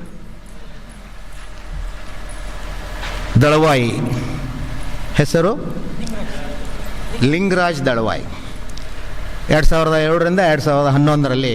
ಈಗ ನೋಡಿ, ನಮ್ಮ ಕೈಯಲ್ಲಿ ಕಲಿತಂಥ ವಿದ್ಯಾರ್ಥಿಗಳು ಸ್ಪರ್ಧಾತ್ಮಕ ಪರೀಕ್ಷೆಯನ್ನು ನೀಟ್ ಪಾಸ್ ಮಾಡಿ ಮೆರಿಟ್ ಆಧಾರದ ಮೇಲೆ ಆಯ್ಕೆಯಾಗಿ ಈ ಒಂದು ಅರಣ್ಯ ಮಹಾವಿದ್ಯಾಲಯದಲ್ಲಿ ಶಿಕ್ಷಕರ ಆದಾಗ ನಮ್ಮ ಹೊಟ್ಟೆಯಲ್ಲಿ ಹುಟ್ಟಿದ ಮಕ್ಕಳು ಸಾಧಿಸಿದಕ್ಕಿಂತಲೂ ನಮ್ಮ ಗುರುವಿಗೆ ಅಷ್ಟೊಂದು ಸಂತೋಷ ಆಗುತ್ತೆ ಇಂಥ ವಿದ್ಯಾರ್ಥಿಗಳನ್ನು ನೋಡಿದರೆ. ನೀನೇನು ಹೇಳಿದೆ, ಅವರು ಭಾಗಣ್ಣ ಅವ್ರದ್ದೊಂದು ಎಕ್ಸಾಂಪಲ್ ಹೇಳಿದೆ, ಇವತ್ತು ಇವ್ರ ಎಕ್ಸಾಂಪಲ್ ಹೇಳ್ತಾ ಇದ್ದೀನಿ. ಸೊ ಹಾಗೆ ಇನ್ನು ಮೇಲೆ ಈ ಒಂದು ಟ್ರೀ ಬೇಸ್ಡ್ ಫಾರ್ಮಿಂಗ್ನಲ್ಲಿ ಸಮಗ್ರ ಅಂದರೆ ವೃಕ್ಷಾಧಾರಿತ ಸಮಗ್ರ ಕೃಷಿ ಬೇಸಾಯ ಪದ್ಧತಿ, tree based integrated farming system, coffee based integrated farming system. Because coffee ಬಿಟ್ಟರೆ ನಿಮ್ಗೆ ಬಿಡೋಕ್ಕಾಗಲ್ಲ, ನಾನು ಬಿಡ ಅಂತ ಹೇಳೋದಿಲ್ಲ. If you go to the Chikkamagaluru, there will be more of Arabica. If you come to Kodagu, you have more of a robusta. So robusta ಕಾಫಿಗೆ ಸೂಕ್ತವಾದಂಥ ನೀವು ಸಿಸ್ಟಮ್ ಮಾಡಬೇಕು. Pepper is an another important crop. But ಇನ್ನೂ ಕೂಡ ಕಾಫಿನಲ್ಲಿ ಕರಿಮೆಣಸು ಬೆಳೀತಕ್ಕಂಥ ಕ್ಷೇತ್ರ ಇನ್ನೂ ಹೆಚ್ಚಾಗಬೇಕು. ನಾವು ಇಲ್ಲಿವರೆಗೆ ರಾಜ್ಯದಲ್ಲಿ ನಾವು 99 ಲಕ್ಷ ಹೆಕ್ಟರ್ ಕೃಷಿ ಬೆಳೆಗಳಿದ್ದರೆ 20 ಲಕ್ಷ ಹೆಕ್ಟರ್ ತೋಟಗಾರಿಕೆ ಬೆಳೆ ಇದಾವಂತ ನಾವು ಒಂದು 6 ವರ್ಷದಿಂದ ಹೇಳ್ತಾ ಇದ್ವಿ. ಆದರೆ ಇವತ್ತು 27.5 ಲಕ್ಷ ಹೆಕ್ಟರ್ ತೋಟಗಾರಿಕೆ ಬೆಳೆ ಇದೆ ಅಂತ ಹೇಳ್ತಾ ಇದ್ದೇವೆ. ಅದೇನು ಕಾಫಿ ಹೆಚ್ಚಾಯ್ತಾ, ಕಾರ್ಡಮಮ್ ಹೆಚ್ಚಾಯ್ತಾ, ಪೆಪ್ಪರ್ ಹೆಚ್ಚಾಯ್ತಾ? ಯಾವುದೂ ಹೆಚ್ಚಾಗಿಲ್ಲ, ಅಡಿಕೆ ಹೆಚ್ಚಾಗಿದೆ. 7-8 ವರ್ಷದಿಂದ 1 ಎಕರೆ ಇದ್ದವ ಇವತ್ತು ರೈತ 6 ಎಕರೆ 7 ಎಕರೆ ಅಡಿಕೆ ಹಾಕಿದ್ದಾರೆ. ಇರಲಿ, ಬಟ್ ಅಡಿಕೆ 7 ಲಕ್ಷ ಹೆಕ್ಟರ್ ಇದ್ದರೆ ಪೆಪ್ಪರು 1.5 ಲಕ್ಷ ಹೆಕ್ಟರ್ ಇದೆ. ಅಡಿಕೆ ಬೆಳೆಯಲ್ಲಿ ಕರಿಮೆಣಸನ್ನು ಹಾಕಲಿಕ್ಕೆ ಇನ್ನೂ 4-5 ಲಕ್ಷ ಹೆಚ್ಚು ಮಾಡುವಕ್ಕಂಥ ಒಂದು ಅವಕಾಶ ಇದೆ. ನಾವು ಲ್ಯಾಂಡ್ ಈಕ್ವಲೆಂಟ್ ಅಂತ ರೇಷೋ ಅಂತ ಹೇಳ್ತೇವೆ. ನಮ್ಮ ವೈಜ್ಞಾನಿಕವಾಗಿ ಇಲ್ಲಿ ಎಗ್ರಾನಮಿ ಪ್ರೊಫೆಸರ್ ಇದ್ದಾರಲ್ಲ, ಶಿವಕುಮಾರ್ ಸಾಯಿಲ್ ಸೈಂಟಿಸ್ಟ್ ಇರುತ್ತೆ, ಜಡೇಗೌಡರು ಇದ್ದಾರೆ. ಈಗ ಏನು ಮಾಡ್ತೀವಿ ನಾವು, ಬರೇ ಒಂದೇ ಬೆಳೆ ಬೆಳೆದ್ರೆ, ಒಂದು ಭತ್ತ ಮಾತ್ರ 1 ಎಕರೆ ಬೆಳೆದ್ರೆ land equivalent ratio is 1. Just moment you incorporate another horticulture crop, it double the land acquisition ratio. But if you accommodate agroforestry, ಇವತ್ತು ಇಷ್ಟೊಂದು ಗಿಡಗಳು ಅರಣ್ಯ ಬೆಳೆಗಳನ್ನು ಬೆಳೆದಾಗ ಈ ಕೊಡಗು ಭಾಗದಲ್ಲಿ land equivalent ratio becomes 4 to 5 times higher. ಉತ್ಪಾದನೆ ಹೆಚ್ಚಾಗತ್ತೆ, 1 ಎಕರೆವಾರು ಉತ್ಪಾದನೆ ಹೆಚ್ಚಾಗ್ತದೆ ಗಿಡಗಳಿಂದ ಆಗಿರ್ಬೋದು. ಹಾಗಾಗಿ ಇವತ್ತಿನ ದಿವಸ ಕ್ಲೈಮೇಟ್ ಚೇಂಜ್, ಯಾವಾಗೋ ಮಳೆ ಆಗುತ್ತೆ, ಬಿತ್ತುವಾಗ ಮಳೆ ಆಗಲ್ಲ, ರಾಶಿ ಮಾಡಾಗ ಮಳೆ ಬರುತ್ತೆ. ನಾವು ಅಗ್ರೋಕ್ಲೈಮೆಟಿಕ್ ಝೋನ್ಸನ್ನು ಕೂಡ ಕಳೆದ 50 ವರ್ಷಗಳ ಹವಾಮಾನದ ಅಧ್ಯಯನ ಮಾಡಿ ಈಗ ಸರ್ಕಾರ ಒಂದು ಕಮಿಟಿ ಮಾಡಿ ರಿಪೋರ್ಟ್ ಬಂದಿದೆ, ನಮಗೆ ಬಿಡುಗಡೆ ಆಗುತ್ತೆ ಇಷ್ಟರಲ್ಲಿ. ಆ 10 ಅಗ್ರೋಕ್ಲೈಮೆಟಿಕ್ ಝೋನನ್ನು ದೇ ಹ್ಯಾವ್ ರೀಆರ್ಗನೈಸ್ಡ್ ಆ್ಯಂಡ್ ರೀನೇಮ್ಡ್. ಅಗ್ರೋಕ್ಲೈಮೆಟಿಕ್ ಝೋನನ್ನು ನಾವು ಅಗ್ರೋ ಎಕಾಲಜಿಕಲ್ ಝೋನ್ ಅಂತ ರೀಡೆಸಿಗ್ನೇಟ್ ಮಾಡಿದ್ದೇವೆ. 10 ಇದ್ದದನ್ನು 12 ಮಾಡಿದ್ದೇವೆ. ರಾಜಸ್ಥಾನದಕ್ಕಿಂತಲೂ ಅತಿ ಹೆಚ್ಚು ಕ್ಷೇತ್ರ ನಮ್ಮದು ಒಣ ಬೇಸಾಯದ ಕ್ಷೇತ್ರ. ಇವತ್ತು ಕೂಡ ನಿಮ್ಮ ಕೊಡಗು ಜಿಲ್ಲೆನಲ್ಲಿ 2,000ದಿಂದ 3,000ವರೆಗೆ ಬೇರೆ ಬೇರೆ ತಾಲೂಕುಗಳಲ್ಲಿ ಮಳೆ ಆದರೂ ಕೂಡ, ಈ ಭಾಗದಲ್ಲಿ ಸ್ವಲ್ಪ 2,500 ಮಳೆ ಆದರೂ ಕೂಡ ಬೇಸಿಗೆನಲ್ಲಿ ಕಾಫಿಗೆ ಮತ್ತೆ ನೀವು ಸ್ಪ್ರಿಂಕ್ಲರ್ ಹಾಕಿ ನೀರು ಹೊಡೆಯುವಂಥ ಅವಶ್ಯಕತೆ ಇರುತ್ತೆ ಅಂತ ನಾನು ಅಂದ್ಕೊಂಡಿದ್ದೀನಿ. ಯಾಕಂದ್ರೆ ನಾನು ಜೋಳ ಗೋಧಿ ಕಡ್ಲಿ ಬೆಳೆಯುವ ಪ್ರದೇಶದಿಂದ ಬಂದವನು. But why as A scientist ಏನು ಅನಿಸ್ತೈತಿ, ಬೇಸಿಗೆನಲ್ಲಿ ನಾನು ಇನ್ನೇನು ಯೋಚನೆ ಮಾಡ್ತಾ ಇದ್ದೆ. ನಾವು ಕೃಷಿ ಹೊಂಡ ಅನ್ನೋ ಒಂದು ಸ್ಕೀಮ್ ಇದೆ, 110 ತಾಲೂಕಿನಲ್ಲಿ ಇದ್ದದ್ದನ್ನು ನಮ್ಮ ಸಚಿವರು ಇಡೀ ರಾಜ್ಯದಲ್ಲಿ 224 ತಾಲೂಕಿಗೆ ವಿಸ್ತರಣೆ ಮಾಡಿದರೂ ಕೂಡ ಯಾವ ಒಬ್ಬ ರೈತ ಕೊಡಗು ಜಿಲ್ಲೆಯಲ್ಲಿ ಅದನ್ನು ಲಾಭ ತೊಗೊಂಡಿದ್ದೇವ? ತೊಗೊಳಕ್ಕೆ ಆಗೋದೇ ಇಲ್ಲ. ಯಾಕೆಂದರೆ ನಮ್ಮ ಸೈಜಸ್ ಕಡಿಮೆ. ನಿಮ್ಮಲ್ಲಿ ಈ ಒಂದು ಹೊಂಡಗಳ ಸೈಜ್ ದೊಡ್ಡ ಇರ್ತದೆ. ಅದಕ್ಕೆ ನನಗೊಂದು ಯೋಚನೆ ಬರ್ತಾ ಇದೆ, ಅದನ್ನು ಮಾರ್ಪಾಡು ಯಾಕೆ ಮಾಡಬಾರ್ದು? Specially for Kodagu district, size of the farm pond. ನಾವು ಲೈನಿಂಗ್ ಹಾಕಂದ್ರೆ ಯಾರು ಹಾಕಲ್ಲ, ಯಾಕಂದರೆ ನೀವು ಡೀಪ್ ಮಾಡಿರ್ತೀರ. ಸೊ ಅದಕ್ಕೆ ಸೂಕ್ತವಾದಂಥ ಡೀಸೆಲ್ ಎಂಜಿನೇ ಬೇಕು, ಸೂಕ್ತವಾದಂಥ ಸೈಜ್ ಬೇಕು. ನಾವು ಹಿಂದೊಮ್ಮೆ 20 HP ಟ್ರ್ಯಾಕ್ಟರ್ಗೆ ಮಾತ್ರ ಸಬ್ಸಿಡಿ ಕೊಡ್ತಿದ್ವಿ. ಬಟ್ ಇವತ್ತು ಅದನ್ನು ಬದಲಾವಣೆ ಮಾಡಿ 40 ಇರಲಿ 50 ಇರಲಿ, ಸಬ್ಸಿಡಿ ಅಮೌಂಟ್ ಹೆಚ್ಚು ಮಾಡಲಿಲ್ಲ ನಾವು. SC STಗೆ 2.5 ಲಕ್ಷ ಒಂದು ಟ್ರ್ಯಾಕ್ಟರ್ಗೆ, ಜನರಲ್ ಪೋಲ್ಗೆ 75,000 ಅಷ್ಟೇ ಇಟ್ಟು. ಬಟ್ ಅವಾಗ ಏನಕ್ಕಿತ್ತು, farmer was forced to buy only the tractor not less more than 20 HP. ಈಗ 40 HP 50 60 HP ಕೊಟ್ಟರು ಕೂಡ ಅದೇ ರೀತಿಯಾಗಿ ನಿಮ್ಮ ವೈಯಕ್ತಿಕ ಖರ್ಚಿನಿಂದ ನಿಮಗೆ ಬೇಕಾದಂಥ ಮಾಡಿದರೂ ಕೂಡ ನಾವು ಕೊಡ್ತಕ್ಕಂಥ ಅನುದಾನವನ್ನು ಕೊಡಲಿಕ್ಕೆ ಏನಾದರೂ ಸಾಧ್ಯ ಇದೆ ಅಂತ ಒಂದು ಚಿಂತನೆ ಕೂಡ ನಾನು ನಿನ್ನೆಲ್ಲ ವಿಸಿಟ್ ಮಾಡಿದ ಮೇಲೆ. ಇವತ್ತಿನ ದಿವಸ ನಾವು ಈ ಒಂದು ಕೊಡಗು ಭಾಗದಲ್ಲಿ ನಾವು ರಿವ್ಯೂ ಮಾಡುವಾಗ ಜಾಯಿಂಟ್ ಡೈರೆಕ್ಟರ್ ನೋಡ್ತೇವೆ, ಇವತ್ತು ನಮ್ಮದು ಭತ್ತದ ಕ್ಷೇತ್ರ ಕಡಿಮೆ ಆಗ್ತಾ ಇದೆ. ಒಂದೊಂದು ಸಾರಿ ನೀರು ಕೆಳಗಡೆ ನಾವು there is A scope for developing ಈ ಬಯೋಡೈವರ್ಸಿಟಿ. ಯಾಕೆ ಹೇಳ್ತೀನಿ ಅಂದರೆ ಜೇನು ಒಂದೇ ಅಲ್ಲ, ಮೀನುಗಳನ್ನು ಕೂಡ ನಾವು ಹೊಂಡದಲ್ಲಿ ಬೆಳಿಬೋದು. ಈ ರೀತಿಯಾಗಿ ಜೇನು ಕೃಷಿಯನ್ನು ವೈಜ್ಞಾನಿಕವಾಗಿ ಮಾಡಿ ಅದಕ್ಕೆ ಒಂದು ಬ್ರ್ಯಾಂಡಿಂಗ್, ಏನು ಜೇಂಕಾರ ಅಂತ ತೋಟಗಾರಿಕೆ ಇಲಾಖೆ ಮಾಡಿದ್ದಾರೆ, ಆ ರೀತಿ ನಿಮ್ಮದೇ ಆದಂಥ ಬ್ರ್ಯಾಂಡ್ ಮಾಡಿ. ನಿಮ್ಮ ಮಹಾವಿದ್ಯಾಲಯದಲ್ಲಿ ಒಂದು ಬ್ರ್ಯಾಂಡ್ ಕ್ರಿಯೇಟ್ ಮಾಡಿ. ನಿಮ್ಮ ಈ ಬಂದಂಥ ರೈತರನ್ನ ರಿಜಿಸ್ಟರ್ ಮಾಡ್ಕೊಳ್ಳಿ, ಅವರನ್ನು ರಿಜಿಸ್ಟರ್ಡ್ ಸಪ್ಲಯರ್ಸ್ ಅಂತ ಮಾಡಿ ಒಂದು ಸರ್ಟಿಫಿಕೇಟ್ ಕೊಡಿ. ಸೊ ಅದನ್ನು ನಿಮ್ಮ ಬ್ರ್ಯಾಂಡಿನಲ್ಲಿ ಎಕ್ಸ್ಪೋರ್ಟ್ ಮಾಡಿ. ಎಕ್ಸ್ಪೋರ್ಟ್ ಅಂದರೆ not necessary to Dubai or USA or Europe, ಮಿಲಿಫೆರನ್ ಇಟಾಲಿಯನ್ ಯುರೋಪಿಯನ್ ಬಿ ಅಂದಂಗೆ ಅಲ್ಲಿಗೆ ಕಳಿಸ್ಬೇಕಂತೇನಲ್ಲ. Let us create our own native demand for Kodagu honey. So ಇಷ್ಟು ಹೇಳಿ, ನಾನೊಬ್ಬ ಜೇನು ತಜ್ಞ ಆಗದೇ ಇದ್ದರೂ ಕೂಡ ಕಳೆದ ಹಲವಾರು ವರ್ಷಗಳಿಂದ ರಾಜ್ಯಾದ್ಯಂತ ಇವನ್ ರಾಜ್ಯದ ವಿಷನ್, ಅಗ್ರಿಕಲ್ಚರ್ ವಿಷನ್ ಡಾಕ್ಯುಮೆಂಟನ್ನು ಕೂಡ ಹಿಂದಿನ ಸರ್ಕಾರ 17ರಲ್ಲಿ ನಾನು ತಯಾರು ಮಾಡಿದಾಗೂ ಕೂಡ ಎಲ್ಲ ಜಿಲ್ಲೆಗಳಲ್ಲಿ ಅಡ್ಡಾಡಿ ನನ್ನ 70ನೇ ವರ್ಷದ ಜೀವನದಲ್ಲಿ 48 ವರ್ಷಗಳ ಕಾಲ ನಾನು ಕೃಷಿ ಇಲಾಖೆಯಲ್ಲಿ, ಕೃಷಿ ವಿಶ್ವವಿದ್ಯಾಲಯಗಳಲ್ಲಿ, ಕೃಷಿ ಸಚಿವಾಲಯದಲ್ಲಿ I been serving for the 48 years. ಇನ್ನೂ ನಿಮ್ಮ ರೈತರ ಒಂದು ಆಶೀರ್ವಾದದಿಂದ ದೇವರು ಇನ್ನೂ ಸೇವೆ ಹೆಚ್ಚು ಮಾಡಲಿಕ್ಕೆ ಅಂತ ನಿಮ್ಮೆಲ್ಲರಲ್ಲಿ ಬೇಡಿಕೊಂಡು, ಇನ್ನು ಕೊಡಗು ಜಿಲ್ಲೆಯ ಹನಿ ವಿಶ್ವವಿದ್ಯಾಲಯ ಅಂತ ಪ್ರಖ್ಯಾತವಾಗಿ ಜೇನು ಕೃಷಿಕರ ಜೀವನ ಸಬಲವಾಗಲಿ, ಆರ್ಥಿಕವಾಗಿ ಸಬಲತೆ ಕೊಡಲಿ ಅಂತ ಭಗವಂತನಲ್ಲಿ ಬೇಡಿಸಿ ನನ್ನ ಮಾತಿಗೆ ವಿರಾಮ ಹೇಳ್ತೀನಿ. ಧನ್ಯವಾದಗಳು. ಫಾರೆಸ್ಟ್ರಿ ಕಾಲೇಜ್ನೇ ಏನಕ್ಕಪ್ಪ ಆಯ್ಕೆ ಮಾಡಿಕೊಂಡೆ ಅಂತ ಅಂದರೆ, ನಮ್ಮ ಕೆಂಚಾರೆಡ್ಡಿ ಸರ್ ಇಲ್ಲಿ ಅತ್ಯುತ್ತಮವಾಗಿ ಜೇನು ಕೃಷಿ ತರಬೇತಿಯನ್ನು ಚೆನ್ನಾಗಿ ಕೊಡ್ತಾರೆ ಅಂತ ತಿಳ್ಕೊಂಡು ಇಲ್ಲೇ ಬಂದು ತರಬೇತಿ ಮಾಡಬೇಕು ಅಂದ್ಬಿಟ್ಟು ಮಾಡಿಕೊಂಡೆ. ಇಲ್ಲಿ ತರಬೇತಿ ಮಾಡಿಕೊಂಡಾಗ 2 ಬಾಕ್ಸ್ ಅಂತ ಕೊಟ್ಟರು ನನಗೆ. ಆ 2 ಬಾಕ್ಸಲ್ಲಿ ಇವತ್ತು ಕ್ರಮಣವಾಗಿ 10 ಬಾಕ್ಸು 15 ಬಾಕ್ಸ್ ಅಂತ ಹೋಗಿ ಇವತ್ತು 40 ಬಾಕ್ಸ್ ಅಂತ ಮಾಡಿದ್ದೀನಿ. 40 ಬಾಕ್ಸಲ್ಲಿ ಈ ಟೈಮು ಒಂದು 200 ಲೀಟರ್ಸ್ ಅಷ್ಟು 200 kg ಅಷ್ಟು ಹನಿ ಎಕ್ಸ್ಟ್ರಾಕ್ಟ್ ಮಾಡಿ ಇಟ್ಟಿದ್ದೀನಿ. ಮತ್ತು ನಾನು ಮಾಡ್ತಾಯಿರೋ ಹನಿನ ನಾನು ನಮ್ಮ ಬ್ಯಾಂಗ್ಳೂರಲ್ಲಿ ನನ್ನ ಫ್ರೆಂಡ್ಸ್ ಇದ್ದಾರೆ, ಅವ್ರಿಗೆ ಅಪಾರ್ಟ್ಮೆಂಟ್ಸಲ್ಲಿ ಅವರು ಸೇಲ್ ಮಾಡಿ ಕೊಡ್ತಾರೆ, ಒಳ್ಳೆ ಪ್ರೈಸ್ ಮಾಡಿ ಕೊಡ್ತಾರೆ. ನಾನು ಮೊನ್ನೆ ಇದೇ ಥರ ಮೈಸೂರಲ್ಲೊಂದು ಹಾಸ್ಪಿಟ್ಲಲ್ಲಿದ್ದಾಗ ನಮ್ಮ ಫಾದರ್ಗೆ ಮೆಡಿಷನ್ಸ್ ಅಂತ ತರಲಿಕ್ಕೆ ಹೋದಾಗ ಅಲ್ಲಿ ಒಂದು ಡಾಬರ್ ಹನಿ ಕಂಪನಿಯವ್ರದ್ದು ಒಂದು ಹನಿ ನೋಡಿದೆ, by 1 get 1 free for 300 rupees 50. ಇನ್ನು 350 ರೂಪಾಯಿಗೆ ಮೆಡಿಕಲ್ ಸ್ಟೋರ್ ಅವರೇ ಏನಪ್ಪ ಈ ಥರ ಕೊಡ್ತಾ ಇದ್ದಾರೆ, ಅದು ಹನಿನ ಇಲ್ಲ ಜೇನುತುಪ್ಪನ ಅವ್ರ ವಿಷನ ಏನೂ ಗೊತ್ತಾಗಲಿಲ್ಲ. ಹಾಗಾಗಿ ನಾವು ಈಗ ಮಾಡ್ತಾ ಇರೋ ಹನಿನ ಅತ್ಯುತ್ತಮ ಗುಣಮಟ್ಟದ ಹನಿಯಾಗಿ ಮಾಡಿ ನನ್ನ ಕನ್ಸ್ಯೂಮರ್ಗೆ ಮತ್ತು ನನ್ನ ಕೈಯಲ್ಲಿ ಆದವ್ರಿಗೆಲ್ಲರಿಗೂ ಒಳ್ಳೆಯ ಹನಿ ಕೊಡಬೇಕು ಅಂತ ನನ್ನ ಅಭಿಪ್ರಾಯ ಇದೆ. ಹಾಗಾಗಿ ನಾವು ಜೇನು ಎಷ್ಟು ಉತ್ಪತ್ತಿ ಮಾಡ್ತೀವೋ ಅದ್ರಿಗಿಂತ ಹೆಚ್ಚಾಗಿ ಜೇನುತುಪ್ಪದ ಬಗ್ಗೆ, ಒಳ್ಳೆ ಜೇನು ಬಗ್ಗೆ ತಿಳುವಳಿಕೆ ಮಾಡಿಕೊಡ್ಬೇಕು ಜನಗಳಿಗೆ ಮತ್ತು ಗ್ರಾಹಕರಿಗೆ ಅಂತ ಕೇಳ್ಕೊಳ್ತೀನಿ. ಈ ಅವಕಾಶ ಕೊಟ್ಟಿದ್ದಕ್ಕೆ ಈ ಫಾರೆಸ್ಟ್ರಿ ಕಾಲೇಜಿಂದ ಕೆಂಚರೆಡ್ಡಿ ಸರ್ ಅವರು ಫಸ್ಟ್ ನಮಗೆ ಪಂಚಾಯತಿಂದ, ಗ್ರಾಮ ಪಂಚಾಯತಿಂದ 2-3 ಬಾಕ್ಸ್ ಕೊಡ್ತಾಯಿದ್ರು. ಕೆಂಚರೆಡ್ಡಿ ಸರ್ ಪರಿಚಯ ಆಗಿದೆ ಆಗ ನಮಗೆ 2 ಬಾಕ್ಸ್ ನಮಗೆ ಕೊಟ್ಟಿದ್ದರು ಫಸ್ಟ್. ಆ 2 ಬಾಕ್ಸಿಂದ ಈಗ ನಾನೊಂದು 80 ಬಾಕ್ಸ್ವರೆಗೆ ಮಾಡಿದ್ದೀನಿ.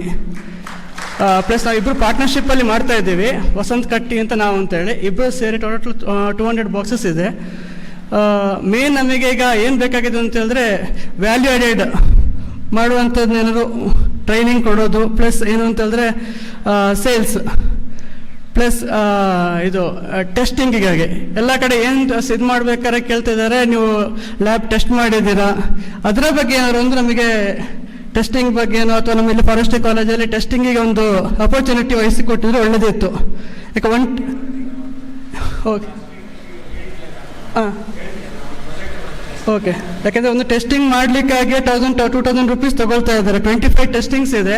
ಅದರ ಬಗ್ಗೆ ಏನಾದ್ರು ಒಂದು ಸಲಹೆ ಇದು ಮಾಡಿ ಕೊಟ್ಟಿದ್ರೆ ಒಳ್ಳೆದಿತ್ತು. Thank you sir. ನಾನು ಯಾವುದೇ ಟ್ರೈನಿಂಗ್ ತಗೊಂಡಿಲ್ಲ ಹನಿ ಬಿ ಕೀಪಿಂಗ್ ಮಾಡೋದಕ್ಕೆ. ನಾನು 1 ಪೆಟ್ಟಿಗೆಯಿಂದ ಸ್ಟಾರ್ಟ್ ಮಾಡಿ ಇವಾಗ 75 ಪೆಟ್ಟಿಗೆ ನಿರ್ವಹಣೆ ಮಾಡ್ತಾ ಇದ್ದೀನಿ. ಶೈಲೇಜರು ಹೇಳಿದಂಗೆ ನಾವು ಟೆಸ್ಟಿಂಗ್ಗೆ ಮೇಯ್ನ್ ಇದು ಕೊಡಬೇಕಾಗುತ್ತೆ. ಯಾಕಂದರೆ ಎಲ್ಲರೂ ಸಕ್ಕರೆ ಪಾಕ ಕೊಡುವಾಗ ಅದು ಸಕ್ಕರೆ ಆಗಿರುತ್ತೆ ಅಂತ ತುಂಬ ಜನ ಇದು ಮಾಡ್ತಾರೆ. ಅದರಿಂದ ಅದರ ಬಗ್ಗೆ ಸ್ವಲ್ಪ ವಿವರವಾಗಿ ಕೆಂಚರೆಡ್ಡಿ ಅವರು ತಿಳಿಸ್ಕೊಡ್ಬೇಕಾಗಿ ಹೇಳ್ಕೊಳ್ತೇನೆ. ಇಷ್ಟು ಹೇಳೋದಕ್ಕೆ ಅವಶ್ಯಕ ಎಲ್ಲರಿಗೂ ಧನ್ಯವಾದ. ಒಬ್ಬ ಜೇನು ಪ್ರವರ್ತಕ ಇದ್ದಾನೆ. ಅವನ ಒಂದು ಜನ್ಮದಿನದ ಒಂದು ಅಂಗವಾಗಿ ವಿಶ್ವಸಂಸ್ಥೆ ಮೇ 20 ಏನಿದೆ ಅದನ್ನು 2018ರಿಂದ ಈ ಒಂದು ವಿಶ್ವ ಜೇನು ದಿನವನ್ನು ಆಚರಣೆ ಮಾಡಬೇಕು ಅಂತ ಒಂದು ಇದು ತಂದಿದೆ. ಇದು ಬಹಳ ಮುಖ್ಯವಾಗಿ ತಿಳ್ಕೊಳ್ಳಿ. ಇವತ್ತು ಜೇನು ಅಂತ ನಾವೇನು ಅನ್ಕೋತೀವಿ, ಜೇನು ಅಂತಂದರೆ ಕೇವಲ ಜೇನುತುಪ್ಪ ಅನ್ಕೋತೀವಿ. ಇದು ಕೇವಲ ಜೇನಲ್ಲ. ಇವತ್ತು ನಮ್ಮ ಜೀವ ವೈವಿಧ್ಯತೆ ಏನು ಬಂದಿದೆ ಅದು ಬಹಳ ಮುಖ್ಯವಾಗಿ ಬಂದಿರೋಂಥದ್ದು ಈ ಒಂದು ಜೇನುನೊಣಗಳಿಂದ ಹೇಳಲಿಕ್ಕೆ ತಪ್ಪಾಗಲಾರದು.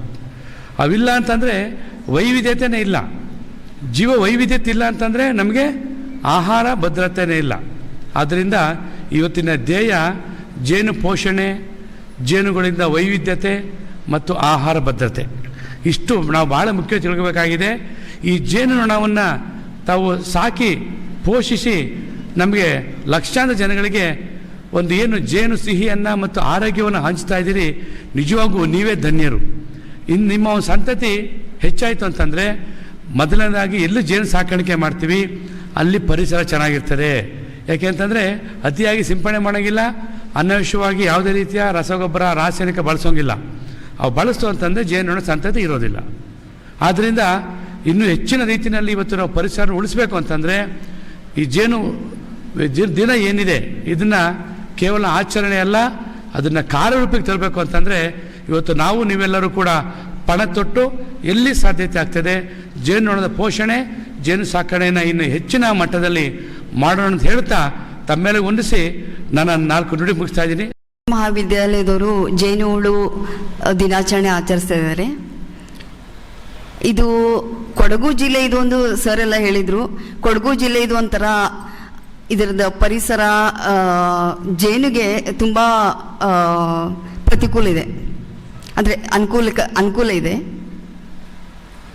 ನಾವು ನಮ್ಮ ಸಂಸ್ಥೆಯಿಂದ ಬೇರೆ ಬೇರೆ ಜಿಲ್ಲೆ ಒಳಗೂ ಸಹಿತ ಈ ಜೇನು ಕೃಷಿನ ಸ್ವಲ್ಪ ನಾವು ಪ್ರಮೋಟ್ ಮಾಡೋಕ್ಕೆ ಹಲವಾರು ಪ್ರಯತ್ನ ಮಾಡಿದ್ವಿ. ಧಾರವಾಡ ಆಗಿರ್ಬೋದು, ಬೆಳಗಾವಿ ಆಗಿರ್ಬೋದು, ಕೊಪ್ಪಳ ಜಿಲ್ಲೆಯೊಳಗೂ ನಾವು ತುಂಬ ಪ್ರಯತ್ನ ಮಾಡಿದ್ವಿ. ಬಟ್ ಅಲ್ಲಿ ಅಷ್ಟು ನಮ್ಗೆ ಇದು ಸಕ್ಸಸ್ ಆಗಲಿಲ್ಲ. ಇಲ್ಲಿ ಸುಮಾರು 2008ರಿಂದ ನಾವು ಒಂದು 2-3 ಯೋಜನೆಗಳನ್ನು ನಾವಿಲ್ಲಿ ಕೊಡಗು ಜಿಲ್ಲೆಯೊಳಗ ಅನುಷ್ಠಾನಗೊಳಿಸ್ತಾ ಇದ್ದೀವಿ. ಈ ಸದ್ಯಕ್ಕೆ ಒಂದು ರೇನ್ ಫಾರೆಸ್ಟ್ ಅಲಯನ್ಸ್ ಸಂಸ್ಥೆಯಿಂದ ನಾವು ಒಂದು ಸಬಲ್ ಯೋಜನೆಯನ್ನು ನಾವು 9 ಗ್ರಾಮ ಪಂಚಾಯತಿ ವ್ಯಾಪ್ತಿಯೊಳಗೆ ಈ ಸುಂಟಿಕೊಪ್ಪ ಮತ್ತು ತಿತಿಮತಿ ಕ್ಲಸ್ಟರ್ನಲ್ಲಿ ಅನುಷ್ಠಾನ ಮಾಡ್ತಾ ಇದ್ದೀವಿ. ಅದರಲ್ಲಿ ಈ ಜೇನು ಕೃಷಿನ ಇನ್ನೊಂದು ಸ್ವಲ್ಪ ನಾವು ಪ್ರಮೋಟ್ ಮಾಡಬೇಕನ್ನೋ ದೃಷ್ಟಿಯಿಂದ ರೈತರಿಗೆ 1ರಿಂದ 3 ಜೇನು ಬಾಕ್ಸ್ಗಳನ್ನು ನಾವು ನಮ್ಮ ಯೋಜನೆಯಿಂದ ಕೊಟ್ಟು ಅವ್ರಿಗೆ ಉತ್ತೇಜನ ಕೊಡ್ತಾ ಇದ್ದೀವಿ. ಇನ್ನೊಂದು ಯೋಜನೆಯಲ್ಲಿ ಇನ್ನೊಂದು ಯೋಜನೆ ಟಾಟಾ ಎಲೆಕ್ಸಿ ಫಂಡೆಡ್ ಪ್ರಾಜೆಕ್ಟ್ ಇದೆ ಅದು ಇಲ್ಲಿ ಗೋಣಿಕೊಪ್ಪ ಕ್ಲಸ್ಟರ್ ಅಂತ ಇಲ್ಲಿ ಆಯ್ದ ಹಳ್ಳಿ ಒಳಗಿದೆ ಅದು. ಆ ಪ್ರಾಜೆಕ್ಟ್ನಲ್ಲಿ ಸಹಿತ 2023 ನಡೀತಾ ಇದೆ. ಅದು ಈಗ 4th ಇಯರ್ನಲ್ಲಿ ಇದ್ದೀವಿ. ಆ ಯೋಜನೆ ಒಳಗೂ ಸಹಿತ ನಾವು ಅದು ಮೇನ್ಲಿ ಅದು ಟ್ರೈಬಲ್ಸಿಗೆ ಇರೋದು ಅದು ಯೋಜನೆ. ಆ ಯೋಜನೆಯೊಳಗೂ ಸಹಿತ ನಾವು ಜೇನು ಕೃಷಿಗೆ ನಾವು ಸ್ವಲ್ಪ ಒತ್ತು ಕೊಟ್ಟಿದ್ದೀವಿ. ಅಲ್ಲಿ ಟ್ರೈಬಲ್ಸ್ ನಾವು ನೋಡ್ತಾ ಇದ್ದೀವಿ. ಅವರು ನಾವು ಕೊಟ್ಟಿದ್ದಂಥ ಬಾಕ್ಸ್ನ ಅದರೊಳಗೆ ನಾವು ಕೆಲವೊಂದು ತರಬೇತಿನೂ ಅವರಿಗೆ ಕೊಟ್ಟು ಜೇನು ಬಾಕ್ಸನ್ನು ಇದು ಮಾಡಿ ಸ್ವಲ್ಪ ಅವರಿಗೆ ಕಲಿಸ್ಕೊಟ್ವಿ. ಅವರು ಮಾಡ್ತಾ ಇದ್ದಾರೆ. ಮಾಡಿ ಅವರು ಏನು ಅದನ್ನು ಹಾರ್ವೆಸ್ಟ್ ಮಾಡಿರ್ತಾರಲ್ಲ ಜೇನನ್ನು, ಅದನ್ನು ಆಲ್ರೆಡಿ ಅವರು 800 ರೂಪಾಯಿ 1000 ರೂಪಾಯಿ ಈ ಥರ ಮಾರಾಟನೂ ಮಾಡ್ತಾ ಇದ್ದಾರೆ. ಅಂದರೆ ಅದರಿಂದ ಸ್ವಲ್ಪ ಅವ್ರಿಗೆ ಇನ್ಕಮ್ನೂ ಬರ್ತಾ ಇದೆ. ನಮ್ಮ ಈ ಎಲ್ಲ ಯೋಜನೆ ಒಳಗೂ ಸಹಿತ ನಾವು ತಾಂತ್ರಿಕ ತರಬೇತಿ ಅಥವಾ ಏನಾರು ತಾಂತ್ರಿಕ ಸಹಾಯ ಏನಾರು ಬೇಕಂತಂದ್ರೆ ಈ ಅರಣ್ಯ ಮಹಾವಿದ್ಯಾಲಯದ ಕೆಂಚಾರೆಡ್ಡಿ ಸರ್ ಕಡೆಯಿಂದ ನಾವು ನೆರವು ತಗೋದು. ಅವರು ನಮ್ಗೆ ತುಂಬ ಸಹಾಯನೂ ಮಾಡ್ತಿದ್ದಾರೆ. ಈ ಜೇನು ಕೃಷಿ ತರಬೇತಿ ಆಗಿರ್ಬೋದು, ಮತ್ತು ಈ ಆ್ಯಕ್ಟಿವಿಟಿ ಸ್ವಲ್ಪ ನಾವು ಸಕ್ಸಸ್ಫುಲ್ಲಾಗಿ ನಾವು ನೆರವೇರಿಸೋಕೆ ಅವರು ಭಾಳ ನಮ್ಗೆ ಸಹಾಯ ಮಾಡ್ತಿದ್ದಾರೆ. ಇನ್ನೊಂದು ವಿಷಯ ಹೇಳಬೇಕಂದ್ರೆ, ಈಗ 3 ಜನ ಇಷ್ಟೊತ್ತವರೆಗೆ ಅವ್ರಿಗೆ ನಾವು ಸನ್ಮಾನ ಮಾಡಿದ್ವಿ. ಬೇರೆ ಬೇರೆ ಕಡೆಯಿಂದ ಬಂದಿದ್ದಾರೆ. ಅವರು 1-2 ಬಾಕ್ಸ್ನಿಂದ ತಗೊಂಡು ಅವರು ಕೆಲವರು 40, ಕೆಲವರು 20, ಕೆಲವರು 75 ಮಟನೂ ಅವರು ಬಾಕ್ಸ್ನ ಮಲ್ಟಿಪ್ಲೈ ಮಾಡಿ ಅವರು ಅದರಲ್ಲಿ ತಾವು ಒಂದು ಇನ್ಕಮ್ ತೆಗಿತಾ ಇದ್ದಾರೆ. ಆ ಥರ ಎಲ್ಲ ರೈತರಿಗೂ ಇದೊಂದು ಕೊಡಗು ಜಿಲ್ಲೆ ಅಗದಿ ಅನುಕೂಲಕರ ವಾತಾವರಣ ಇರೋದ್ರಿಂದ ಈ ರೈತರು ಇದಕ್ಕನ್ನ ಹೆಚ್ಚಿಗೆ ಒತ್ತು ಕೊಡಬೇಕು. ಮತ್ತು ರೈತರು ಅಂತಂದರೆ ಬರೀ ಪುರುಷರು ಅಷ್ಟೇ ಇಲ್ಲ, ಮಹಿಳೆಯರು ಇದ್ರೊಳಗೆ ಸ್ವಲ್ಪ ಪಾಲ್ಗೊಳ್ಬೇಕು. ನಾನು ಕೆಲವು ಮಹಿಳೆಯರನ್ನ ನೋಡಿದ್ದೀನಿ. ಸ್ಪೆಷಲಿ ನಮ್ಮ ಹಾರಂಗಿ ಉಷಾ ಅವರು ನಮ್ಮ ಯೋಜನೆ ಒಳಗೆ ಅವರಿಗೆ ನಾವು ತರಬೇತಿಗೆ ಇದಕ್ಕೆಲ್ಲ ಕರಿತಿರ್ತೀವಿ. ಅವರು ಒಂಥರ ಅದನ್ನು ಉದ್ಯಮವಾಗಿ ಅದನ್ನು ತಗೊಂಡಿದ್ದಾರೆ. ನಾವು ಅವರ ಉದ್ಯಮನ ಇನ್ನೂ ಸ್ವಲ್ಪ ಉತ್ತೇಜನ ಕೊಡಬೇಕು ಅಂತ ಹೇಳಿ ಬಿ ಬಾಕ್ಸ್ ಸಹಿತ ಅವ್ರ ಕಡೆಯಿಂದ ನಾವು ಖರೀದಿ ಮಾಡ್ತಿರ್ತೀವಿ. ಕೆಲವೊಮ್ಮೆ ರೈತರಿಗೆ ಏನಾದರೂ ತರಬೇತಿ ಅಂತಾವು ಕೊಡಿಸ್ಬೇಕಂದ್ರೆ ಅವ್ರನ್ನೂ ಕರೆದಿರ್ತೀವಿ. ಅವರು ಅದನ್ನು ಸ್ವಲ್ಪ ಇದು ಮಾಡ್ತಾ ಇದ್ದಾರೆ, ತರಬೇತಿಗೆಲ್ಲ ಬಂದು ತರಬೇತಿ ಕೊಡ್ತಾ ಇದ್ದಾರೆ. ಆ ಥರ ಬರೇ ಪುರುಷರಷ್ಟೇ ಅಲ್ಲ, ನಮ್ಮ ಮಹಿಳಾ ರೈತರು ಸಹಿತ ಇದರಲ್ಲಿ ಪಾಲ್ಗೊಂಡು ಈ ಕೊಡಗು ಜಿಲ್ಲೆಯೊಳಗಂತೂ ಅದಕ್ಕೆ ಒಳ್ಳೆ ಇರೋದ್ರಿಂದ ಇದನ್ನ ಹೆಚ್ಚಿನ ಮಟ್ಟದಾಗ ನೀವು ಇದನ್ನ ಮಾಡಿ ಇದರಿಂದ ಪ್ರಯೋಜನ ಪಡ್ಕೋಬೇಕು ಅಂತ ಹೇಳಿ ನಾನು 1-2 ಮಾತು ಮುಗಿಸ್ತೇನೆ. ಧನ್ಯವಾದಗಳು. ನಮ್ಮ ಈ ಅರಣ್ಯ ಮಹಾವಿದ್ಯಾಲಯ ಸುಮಾರು 10-15 ವರ್ಷಗಳಿಂದ ಜೇನು ಕೃಷಿಯಲ್ಲಿ ಸಾಕಷ್ಟು ತರಬೇತಿ ಕಾರ್ಯಕ್ರಮಗಳನ್ನ ಮತ್ತು ರೈತರಿಗೆ ಬೇಕಾದಂಥ ಪರಿಕರಗಳನ್ನ, ಜೇನು ಪೆಟ್ಟಿಗೆ ಆಗಿರ್ಬೋದು, ಜೇನು ಗೂಡಾಗಿರ್ಬೋದು, ಅದಕ್ಕೆ ಬೇಕಾದಂಥ ಸ್ಟ್ಯಾಂಡ್ ಆಗಿರ್ಬೋದು, ಫ್ಯೂಮಿಗೇಟರ್ ಇರ್ಬೋದು, ಎಲ್ಲವನ್ನೂ ಮಾಡ್ಕೊಂಡು ಬರ್ತಾ ಇದೆ. ಈ ವರ್ಷ ಇನ್ನೂ ವಿಶಿಷ್ಟತೆ ಅಂದರೆ ಸುಮಾರು ನಾವು ನೆಸ್ಲೆ ಒಂದು ಸಹಭಾಗಿತ್ವದಲ್ಲಿ, ಈಗ ನನಗೆ ಬಹಳ ಖುಷಿಯಾಗಿದ್ದು ರೈನ್ ಫಾರೆಸ್ಟ್ ಅಲಯನ್ಸ್ ಹಾಗೆ ಬೈಫ್ ಕೂಡ ಇದರಲ್ಲಿ ಸಹಭಾಗಿತ್ವವನ್ನು ವಹಿಸ್ತಾ ಇದೆ. ಅದರ ಅಡಿಯಲ್ಲಿ ಸುಮಾರು 3000 ಜೇನು ಪೆಟ್ಟಿಗಳನ್ನ ಮತ್ತು ಜೇನುಗೂಡುಗಳನ್ನ ರೈತರಿಗೆ ವಿತರಣೆ ಮಾಡಿದ್ದೀವಿ. ಇದೊಂದು ನಿಜವಾಗ್ಲೂ ನಮ್ಮ ಅರಣ್ಯ ಮಹಾವಿದ್ಯಾಲಯದಲ್ಲಿ ಈ ವರ್ಷ ಮಾಡತಕ್ಕಂಥ ಒಂದು ಸಾಧನೆ ಅಂತ ನಾನು ಹೇಳ್ಬೋದು.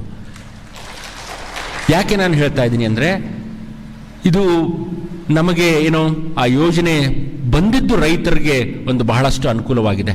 ಮೊದಲೆಲ್ಲ ರೈತರು ಬರ್ತಾ ಇದ್ದು ಕೆಲವು ಸ್ಕೀಮ್ಗಳಲ್ಲಿ ನಾವು ಅಷ್ಟು ಮಾಡೋಕ್ಕಾಗ್ತಾ ಇರಲಿಲ್ಲ. ಸೊ ಹಾಗಾಗಿ ಇದರ ಒಂದು ಮಹತ್ವವನ್ನು ಅರಿತುಕೊಂಡು ನಮ್ಮ ಕೆಂಚಾರೆಡ್ಡಿ ಅವರಿಗೆ ನಾನು ಸಂಶೋಧನಾ ನಿರ್ದೇಶಕನೂ ಕೂಡ ಕೃಷಿ ವಿಜ್ಞಾನಗಳ ವಿಶ್ವವಿದ್ಯಾಲಯ ಮಂಡ್ಯದಲ್ಲಿ ಡೀನ್ ಅರಣ್ಯ ಜೊತೆಗೆ ಆ ಸಂಶೋಧನೆ ನಿರ್ದೇಶಕರಲ್ಲಿ 5 ಜಿಲ್ಲೆಗಳು ನನ್ನ ಅಂಡರ್ ಬರುತ್ತೆ. ಸುಮಾರು 10 AICRPs ಇದೆ, 10-12 ರಿಸರ್ಚ್ ಸ್ಟೇಷನ್ಸ್ ಇದೆ, ಹಲವಾರು ಕಾರ್ಯಕ್ರಮಗಳನ್ನು ಕೂಡ ನಾನು ಮಾಡ್ತಾ ಇದ್ದೀನಿ. ಜೇನಿನ ಪ್ರಾಮುಖ್ಯತೆ ಮತ್ತು ಇಲ್ಲಿ ರೈತರ ಆಸಕ್ತಿಯನ್ನು ನೋಡಿ ಈ ವರ್ಷ ನಾನು ಅವರಿಗೆ 10 ಲಕ್ಷ ರಿವಾಲ್ವಿಂಗ್ ಫಂಡ್ ಅಂತಕ್ಕಂಥ ಆವರ್ತಕ ನಿಧಿಯನ್ನು ನಾನು ಕೊಟ್ಟಿದ್ದೀನಿ ಕೆಂಚಾರೆಡ್ಡಿ ಅವರಿಗೆ. ಆ 10 ಲಕ್ಷ ಆವರ್ತಕ ನಿಧಿಯಲ್ಲಿ ರೈತರಿಗೆ ಬೇಕಾದಂಥ ಪೆಟ್ಟಿಗಳನ್ನ ತಯಾರು ಮಾಡ್ತಕ್ಕಂಥದ್ದು, ರೈತರಿಗೆ ಬೇಕಾದಂಥ ಜೇನುಗೂಡುಗಳನ್ನ ತಯಾರು ಮಾಡ್ತಕ್ಕಂಥದ್ದು, ಮತ್ತು ಅದರಿಂದ ಹಾಗೆಯೇ ಅದನ್ನು ಅಭಿವೃದ್ಧಿ ಮಾಡ್ತಕ್ಕಂಥ ಒಂದು ಕಾರ್ಯಕ್ರಮವನ್ನು ಈ ವರ್ಷದಿಂದ, ಈ ಒಂದು ಆರ್ಥಿಕ ವರ್ಷದಿಂದ ನಾನು ಈ ಆವರಣದಲ್ಲಿ ಆರಂಭಿಸ್ತಾ ಇದ್ದೀನಿ. ಅದೊಂದು ರೈತರಿಗೆ ಒಂದು ಮಾಹಿತಿ ಇರಲಿ. ಹಾಗೆಯೇ ಇನ್ನೊಂದು ಅಂದರೆ ಆ ಜೇನು ಕೃಷಿಗೆ ಸಂಬಂಧಪಟ್ಟಂತಹದ್ದು All India coordinated research project ಅಂತ ರಾಷ್ಟ್ರೀಯ ಮಟ್ಟದಲ್ಲಿ ಒಂದು ಜೇನು ಕೃಷಿಗೆ ಸಂಬಂಧಪಟ್ಟಂತ ಕೋಆರ್ಡಿನೇಟೆಡ್ ಪ್ರಾಜೆಕ್ಟ್ ಇದೆ. ಆ ಕೋಆರ್ಡಿನೇಟೆಡ್ ಪ್ರಾಜೆಕ್ಟ್ ಸೆಂಟರು ನಮ್ಮ ಅರಣ್ಯ ಮಹಾವಿದ್ಯಾಲಯಕ್ಕೆ ಈ ವರ್ಷಕ್ಕೆ ಬರ್ತಾ ಇದೆ. ಅದು ಒಂದು ಸಂತೋಷದ ವಿಷಯ. ಬೇರೆ ಬೇರೆ ರಾಷ್ಟ್ರದಲ್ಲಿ ಸುಮಾರು 30ರಿಂದ 35 ಸೆಂಟರ್ಗಳಿದೆ. ಆ ಸೆಂಟ್ರಲ್ಲಿ ಈಗ ನಾವು ಕೂಡ ಒಂದು ಆಗ್ತೀವಿ. ಅದರಲ್ಲಿ ಅದು ಇನ್ನೊಂದು ಅಭಿವೃದ್ಧಿಯ ಪಥದತ್ತ ನಾವು ಇದನ್ನು ಮಾಡ್ತಾ ಇದ್ದೀವಿ. ಸೊ ಅದಲ್ಲದೆ ಇನ್ನೊಂದು ಮುಖ್ಯವಾದಂಥ ಒಂದು ಯೋಜನೆ ನಮ್ಮ ಈ ಒಂದು ಕೃಷಿ ವಿಶ್ವವಿದ್ಯಾಲಯ ಅಂದರೆ ಅರಣ್ಯ ಮಹಾವಿದ್ಯಾಲಯಕ್ಕೆ ಬರ್ತಾ ಇರೋದು. ಸುಮಾರು 1 ಕೋಟಿ ಅನುದಾನದಲ್ಲಿ ರಾಷ್ಟ್ರೀಯ ಕೃಷಿ ವಿಕಾಸ ಯೋಜನೆ ಅಡಿ under RKVY scheme under government of India scheme under 1 ಕೋಟಿ ರೂಪಾಯಿಯಷ್ಟು ಪ್ರಾಜೆಕ್ಟು ಈ ಕಾಲೇಜಿಗೆ ಸ್ಯಾಂಕ್ಷನ್ ಆಗಿದೆ. ಅದು ಕೂಡ ನಾನು ಸಂಶೋಧನಾ ನಿರ್ದೇಶಕನಾಗಿ ಚೀಫ್ ಸೆಕ್ರೆಟರಿ ಮತ್ತು ಪ್ರಿನ್ಸಿಪಲ್ ಸೆಕ್ರೆಟರಿ ಅವರ ಹತ್ರ ಪ್ರೆಸೆಂಟೇಷನ್ ಮಾಡಿ ಜೇನು ಕೃಷಿಯ ಪ್ರಾಮುಖ್ಯತೆಯನ್ನು ನಮ್ಮ ಕೊಡಗಿಗೆ ಯಾಕೆ ಅವಶ್ಯಕತೆ ಇದೆ, ಕೊಡಗಿನ ರೈತರ ಆಸಕ್ತಿಯನ್ನು ನೋಡಿಕೊಂಡು ನಾವು ಮಾಡಬೇಕಾಗಿದೆ ಅನ್ನೋ ಒಂದು ದೃಷ್ಟಿಯಲ್ಲಿ ನಾನು ಅದನ್ನು ಬಂದಿದೆ. ಈಗ ಆಲ್ರೆಡಿ ಅದಕ್ಕೆ ಸ್ಯಾಂಕ್ಷನ್ನೂ ಕೂಡ ಬಂದಿದೆ. ಇದಕ್ಕೆ ಆಲ್ರೆಡಿ ನಾವೀಗ ಟೆಂಡರ್ ಪ್ರೊಸೆಸ್ ಅದಕ್ಕೆ ಬೇಕಾದಂಥ ಪ್ರಕ್ರಿಯೆಗಳನ್ನ ನಾವು ಮಾಡ್ತಾ ಇದ್ದೀವಿ. ಅದರ ಅಡಿಯಲ್ಲಿ ಎಲ್ಲ ಪ್ರಾಸೆಸಿಂಗ್ ಯೂನಿಟ್ ಈಗ ನಾವು ಸಣ್ಣ ಮಟ್ಟದಲ್ಲಿ ಇದು ಮಾಡ್ತಾ ಇದ್ದೀವಿ. ಈಗ ಸುಮಾರು 1/2 ಎಕರೆ ಜಾಗದಲ್ಲಿ ನಾವು ಒಂದು ದೊಡ್ಡ ಒಂದು ಆ ಬಿಲ್ಡಿಂಗಲ್ಲಿ processing unit, quality testing laboratory, value ಎಡಿಷನ್ಸ್ಗೆ ಬೇಕಾದಂಥ ಆ ಒಂದು ವ್ಯವಸ್ಥೆ, ಆ ಒಂದು ಫೆಸಿಲಿಟೀಸನ್ನು ನಾವು ಕ್ರಿಯೇಟ್ ಮಾಡ್ತಾ ಇದ್ದೀವಿ. ಹೀಗೆ ನಾನು ಅಗ್ರಿಕಲ್ಚರ್ ಸೈನ್ಸಸ್ ಫೋರಮ್ ಆಫ್ ಕೊಡಗಿನ ಅಧ್ಯಕ್ಷನಾಗಿ ಸುಮಾರು 500 ಜನರನ್ನು ಸೇರಿಸಿ ಒಂದು ಕ್ಲಸ್ಟರ್ನ ಮಾಡಿ ಸ್ಮಾಲ್ ಸ್ಕೇಲ್ ಇಂಡಸ್ಟ್ರಿ ವತಿಯಿಂದ ಸುಮಾರು 5 ಕೋಟಿ ಪ್ರಾಜೆಕ್ಟಿಗೆ ಸುಮಾರು 2 ವರ್ಷ ನಾನು ಪ್ರಯತ್ನ ಮಾಡಿದೆ. ಬಟ್ ಅಲ್ಲಿ ಆಗಲಿಲ್ಲ. ನಮ್ಮ ನಿರಂತರ ಪ್ರಯತ್ನದಿಂದ, ಆ ಒಂದು ದೇವರ ಅನುಗ್ರಹದಿಂದ, ನಿಮ್ಮೆಲ್ಲರ ಒಂದು ಬೆಸ್ಟ್ ವಿಶಸ್ಸಿಂದ ಆ ಒಂದು ಯೋಜನೆ ಬಂದಿದೆ. ಆ ಯೋಜನೆಯನ್ನು ಈ ವರ್ಷ ಆದಷ್ಟು ಶೀಘ್ರವಾಗಿ ನಾನು ಅನುಷ್ಠಾನವನ್ನು ಕೆಂಚಾರೆಡ್ಡಿಯವರ ಒಂದು ಸಹಭಾಗಿತ್ವದಲ್ಲಿ ತಮ್ಮೆಲ್ಲರ ಒಂದು ಸಹಕಾರದಿಂದ ನಾವು ಖಂಡಿತವಾಗಿ ಮಾಡ್ತೀನಿ ಅಂತ ನಾನು ತಮಗೆ ತಿಳಿಸ್ಲಿಕ್ಕೆ ಬಯಸ್ತಾ ಇದ್ದೀನಿ. ಹಾಗೆ ಸುರೇಶ್ TS ಅವರು, ಮನೋಜ್ ಮತ್ತು ಶೈಲೇಶ್ ಅವರ ಸಾಧನೆಯನ್ನು ನೋಡಿ ನನಗೆ ಬಹಳ ಸಂತೋಷ ಆಯಿತು. ಮನೋಜ್ ಅವರು ಹೇಳಿದರು 1 ಪೆಟ್ಟಿಗೆಯಿಂದ ಈಗ 50 ಪೆಟ್ಟಿಗೆ, 1 ಪೆಟ್ಟಿಗೆಯಿಂದ ಇವರು ಸುರೇಶ್ ಅವರು ಹೇಳಿದರು, ಹಾಗೆ ಶೈಲೇಶ್ ಸುಮಾರು 75 ಪೆಟ್ಟಿಗೆ. ಅದು ಬೇರೆ ನಮ್ಮ ರೈತರಿಗೆ ಒಂದು ಪ್ರೋತ್ಸಾಹವನ್ನು ನೀಡ್ತದೆ. ಬೇರೆ ರೈತರು ಅದನ್ನು ಮಾದರಿಯಾಗಿ ಮಾಡೆಲ್ ಆಗಿ ಅದನ್ನು ತಗೊಂಡು ಜೇನು ಕೃಷಿಯನ್ನು ಒಂದು ಉಪಕಸವಾಗಿ, ಒಂದು ಆರ್ಥಿಕ ಕಸವಾಗಿ ಮಾಡಲಿಕ್ಕೆ ಸಾಧ್ಯ ಅಂತಕ್ಕಂಥದ್ದನ್ನು ಈ ತ್ರಿಮೂರ್ತಿಗಳು ತೋರಿಸ್ಕೊಟ್ಟಿದ್ದಾರೆ. ಈ ತ್ರಿಮೂರ್ತಿಗಳಿಂದ ಇನ್ನು 100 ಜನರು ಆ ರೀತಿ ಆಗಬೇಕು ಅಂತಕ್ಕಂಥದ್ದು ನನ್ನ ಆಶಯ. ಹಂಗಾದಾಗ ಮಾತ್ರ ಇಂಥ ಒಂದು ಕಾರ್ಯಕ್ರಮವನ್ನು ನಾವು ಏನು ಮಾಡ್ತೀವಿ, ಇಂಥ ಆಚರಣೆಗಳನ್ನ ನಾವು ಏನು ಮಾಡ್ತೀವಿ, ಅದಕ್ಕೆ ಒಂದು ಪ್ರತಿಫಲ ಕೊಟ್ಟಂಗೆ ಆಗ್ತದೆ. ನಿಮ್ಮೆಲ್ಲ ಮನಸ್ಸುಗಳು, ನಿಮ್ಮ ಮುಖಗಳು ನೋಡಿದರೆ ಆ್ಯಕ್ಚುಲಿ ನನಗೆ ಬಹಳ ಸಂತೋಷ ಆಗ್ತದೆ. ನಿಮ್ಮಲ್ಲಿ ಆಸಕ್ತಿ ಇದೆ ಅಂತ ನನಗೆ ಅನಿಸ್ತದೆ. ಆ ಆಸಕ್ತಿಯನ್ನು ಕಾರ್ಯರೂಪದಲ್ಲಿ ನೀವು ತೊಗೊಂಡು ಬರ್ತೀರಿ ಅಂತಕ್ಕಂಥದ್ದು ನನ್ನ ಆಶಯ. ಕೊನೆಯದಾಗಿ ನಾನು ಇಲ್ಲಿ ಹೇಳಲಿಕ್ಕೆ ಬಯಸೋದು ಏನು ಅಂತಂದರೆ, ಈ ಒಂದು ಜೇನಿಗೆ ಎಷ್ಟು ಪ್ರಾಮುಖ್ಯತೆ ಸಿಗ್ತಾ ಇದೆ ಅಂತಂದರೆ, ನಮ್ಮಲ್ಲಿ ಈಗ ರಾಜ್ಯ ಸರ್ಕಾರ ರಾಜ್ಯ ಪಕ್ಷಿ, ರಾಜ್ಯದ ಪ್ರಾಣಿ, ಆಯ್ತಾ, ಹಾಗೆಯೇ ಎಲ್ಲನೂ ಸಿಂಬಾಲಿಕ್ ಆಗಿ ಇದನ್ನು ಮಾಡ್ತಾ ಇದೆ. ಈ ತುಡುವೆ ಜೇನನ್ನು ಮತ್ತು ಮಲೆನಾಡಿನ ಇನ್ನೊಂದು ಮರಗಂತಿ ಕಪ್ಪೆಯನ್ನು, ಮಲಬಾರ್ ಟ್ರೀ ಟ್ರೌಡ್ ಅಂತ ಅನುಕ್ರಮವಾಗಿ ರಾಜ್ಯ ಕೀಟ ಮತ್ತು ರಾಜ್ಯ ಉಭಯಜೀವಿಯಾಗಿ ನೋಟಿಫಿಕೇಶನ್ ಮಾಡೋಷ್ಟರಲ್ಲಿದೆ. ಅದನ್ನು ನಾವು ಅರ್ಥ ಮಾಡ್ಕೋಬೇಕು. ಅಂದರೆ ನಮ್ಮ ತುಡುವೆ ಜೀನು ಈಗ ರಾಜ್ಯ ಕೀಟ ಅಂತಕ್ಕಂಥ ಒಂದು ಕಿರೀಟ. ಅದರಿಂದ ಸಾಕಷ್ಟು ಫೆಸಿಲಿಟೀಸ್ ಬರುತ್ತೆ, ಸ್ಕೀಮ್ಸ್ಗಳು, ಆ ಪ್ರಮೋಷನ್ಸ್. ಈಗ ನ್ಯಾಷನಲ್ ಹನಿ ಮಿಷನ್, ಸ್ಟೇಟ್ ಹಾರ್ಟಿಕಲ್ಚರ್ ಡಿಪಾರ್ಟ್ಮೆಂಟಲ್ಲಿ ಸಾಕಷ್ಟು ಕಾರ್ಯಕ್ರಮಗಳು ಬರ್ತಾ ಇದ್ದಾವೆ. ರೈತರು ಅದಕ್ಕೆ ಒಂದು ಸ್ವಲ್ಪ ಆಸಕ್ತಿ ತೋರಿಸಿ, ನಮ್ಮ ಪಿರಿಯಾಪಟ್ಟಣದಿಂದ ಮತ್ತು ಕುಶಾಲನಗರದಿಂದ ಕೂಡ ರೈತರು ಬಂದಿದ್ದಾರೆ. ಅವರೂ ಕೂಡ ಬಹಳಷ್ಟು ಕೆಲಸವನ್ನು, ಪ್ರಗತಿಪರ ಕೃಷಿಗೆ ಪೂರಕವಾದಂಥ ಕೆಲಸಗಳನ್ನ ಮಾಡ್ತಾ ಇದ್ದಾರೆ. ನಾನು ಇಲ್ಲಿ ಕೊನೆಯ ನನ್ನ ಸಂದೇಶ, ಒಬ್ಬ ಅರಣ್ಯ ಮಹಾವಿದ್ಯಾಲಯದ ಮುಖ್ಯಸ್ಥನಾಗಿ ಮತ್ತು ಈ ವಿಶ್ವವಿದ್ಯಾಲಯದ ಸಂಶೋಧನಾ ನಿರ್ದೇಶಕನಾಗಿ ನಾನು ಹೇಳ್ತಾ ಇರೋದು, ಕೃಷಿ ಅಂತಕ್ಕಂಥದ್ದನ್ನು ನಾವು ಬಹಳ ಕೇವಲವಾಗಿ ನೋಡ್ತೀವಿ. ಕೃಷಿಕರು ಅಂದರೆ ನಮ್ಮ ಈಗ ವ್ಯವಸ್ಥೆ ಹೆಂಗಾಗಿದೆ ಅಂದರೆ, ಅವನು IT, BT, AI, artificial intelligence, data cloud computing ಅವನು ಅಂದ್ಬಿಟ್ರೆ ಎಲ್ಲರೂ ಅಂತ ಹೇಳ್ತೀವಿ. ಬಟ್ ಅದೇ ನಾನು ಅಗ್ರಿಕಲ್ಚರಿಸ್ಟ್, ಹೌದಾ ಅಗ್ರಿಕಲ್ಚರಿಸ್ಟ್ ಹೇಳ್ತೀವಿ. But that is not true. That should not be always. ಕೃಷಿಕ ಅಂದರೆ he is much more beyond then any scientist.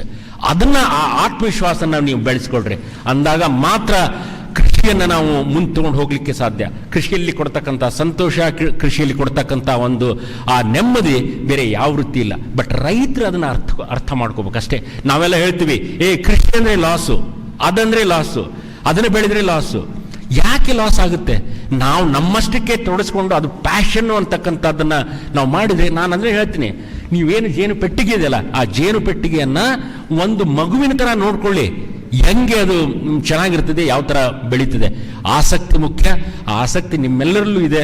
ಇಂಥ ಒಂದು ಈ ಸುಂದರವಾದಂಥ ಕಾರ್ಯಕ್ರಮವನ್ನು ನಮ್ಮ ಕೆಂಚಾರೆಡ್ಡಿ ಅವರು 10 ಹಲವು ಬಾರಿ ಮಾಡ್ತಾ ಇದ್ದಾರೆ. ಅದರದ್ದೆಲ್ಲ ತಾವು ಸದುಪಯೋಗವನ್ನು ಪಡ್ಕೊಳ್ಳಿ. ಹಾಗೆಯೇ ನಮ್ಮ ಮುಖ್ಯ ಅತಿಥಿಗಳು ಹೇಳಿದ ಹಾಗೆ ಅದನ್ನು ವಿಶ್ವ ಜೇನು ನೊಣ ದಿನಾಚರಣೆ ಬೇಡ, ವಿಶ್ವ ಜೇನು ದಿನಾಚರಣೆಯಾಗಿ ಅದು ಪರಿವರ್ತನೆ ಆಗಲಿ.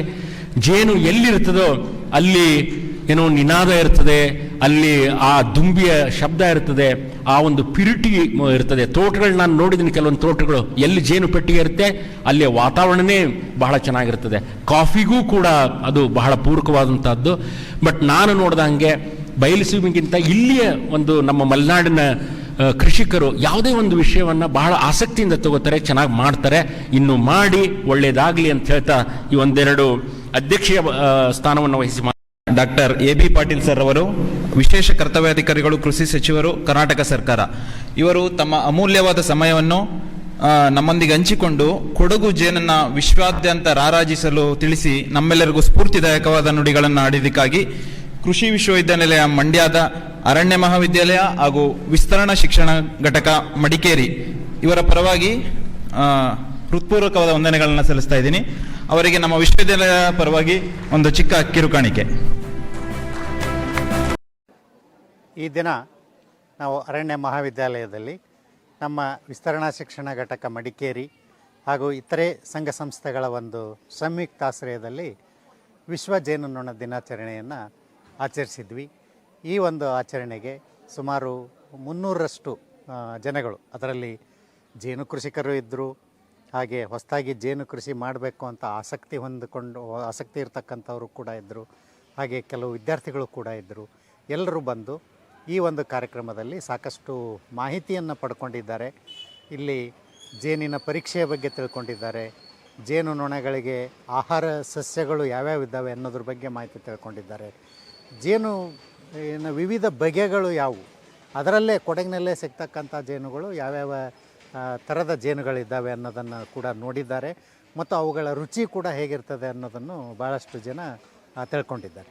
ಹಾಗೆಯೇ ನಾವು ಈ ಜೇನಿನಿಂದ ಮತ್ತು ಜೇನು ಕುಟುಂಬದ ಇತರ ಉತ್ಪನ್ನಗಳಿಂದ ಯಾವ್ಯಾವ ರೀತಿಯ ಮೌಲ್ಯವರ್ಧಿತ ಉತ್ಪನ್ನಗಳನ್ನು ಮಾಡ್ಬೋದು ಅನ್ನೋದ್ರ ಬಗ್ಗೆಯೂ ಕೂಡ ಕೂಲಂಕುಷವಾಗಿ ಮಾಹಿತಿಯನ್ನು ಪಡ್ಕೊಂಡಿದ್ದಾರೆ.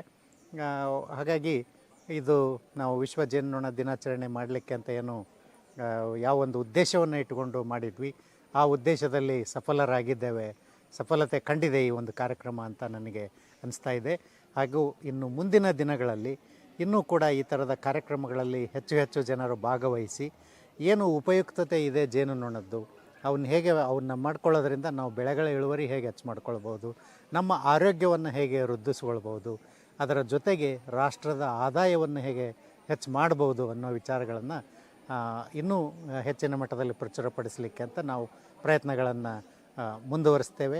ಈ ಮೂಲಕ ನಾನು ಎಲ್ಲ ಹೆಚ್ಚು ಸಂಖ್ಯೆಯಲ್ಲಿ ಜನರು ಜೇನು ಕೃಷಿಯಲ್ಲಿ ಪಾಲ್ಗೊಳ್ಳಿ, ತಾವು ಸ್ವತಃ ಜೇನು ಕೃಷಿಕರಿರ್ಬೋದು, ಬೇರೆ ಬೇರೆ ನಿರ್ವಹಣಾ ಕ್ರಮಗಳನ್ನು ತಿಳ್ಕೊಳ್ಳಿ, ಹೆಚ್ಚಿನ ಪ್ರಮಾಣದ ಜೇನನ್ನು ಪಡ್ಕೊಳ್ಳಿ. ಇಲ್ಲ ತಾವು ಜೇನು ಕೃಷಿಕರ ಅಲ್ಲದೇ ಇದ್ರೂ ಬೇರೆ ಜೇನು ಕೃಷಿಕರು ಯಾರಿದ್ದಾರೆ ಅವರ ಕಡೆಯಿಂದ ಜೇನನ್ನು ಕೊಂಡ್ಕೊಳ್ಳೋದ್ರ ಮುಖಾಂತರ ಮತ್ತು ಜೇನುನೊಣಗಳಿಗೆ ಬೇಕಾದಂಥ ಆಹಾರ ಮೂಲ ಸಸ್ಯಗಳನ್ನು ತಮ್ಮ ಮನೆ ಅಂಗಳದಲ್ಲಾಗಲಿ ಜಮೀನಿನಲ್ಲಾಗಲಿ ಅಲ್ಲಲ್ಲಿ ಬೆಳೆಸೋದರ ಮುಖಾಂತರ ಈ ಜೇನುನೊಣ ಸಂತತಿ ವೃದ್ಧಿ ಹೊಂದಲಿಕ್ಕೆ ತಾವೆಲ್ಲರೂ ಒಂದು ತಮ್ಮದೇ ಆದ ಕೊಡುಗೆಯನ್ನು ನೀಡಿ ಅಂತ ನಾನು ಈ ಮೂಲಕ ಎಲ್ಲರಲ್ಲೂ ಕೇಳಿಕೊಳ್ತೇನೆ.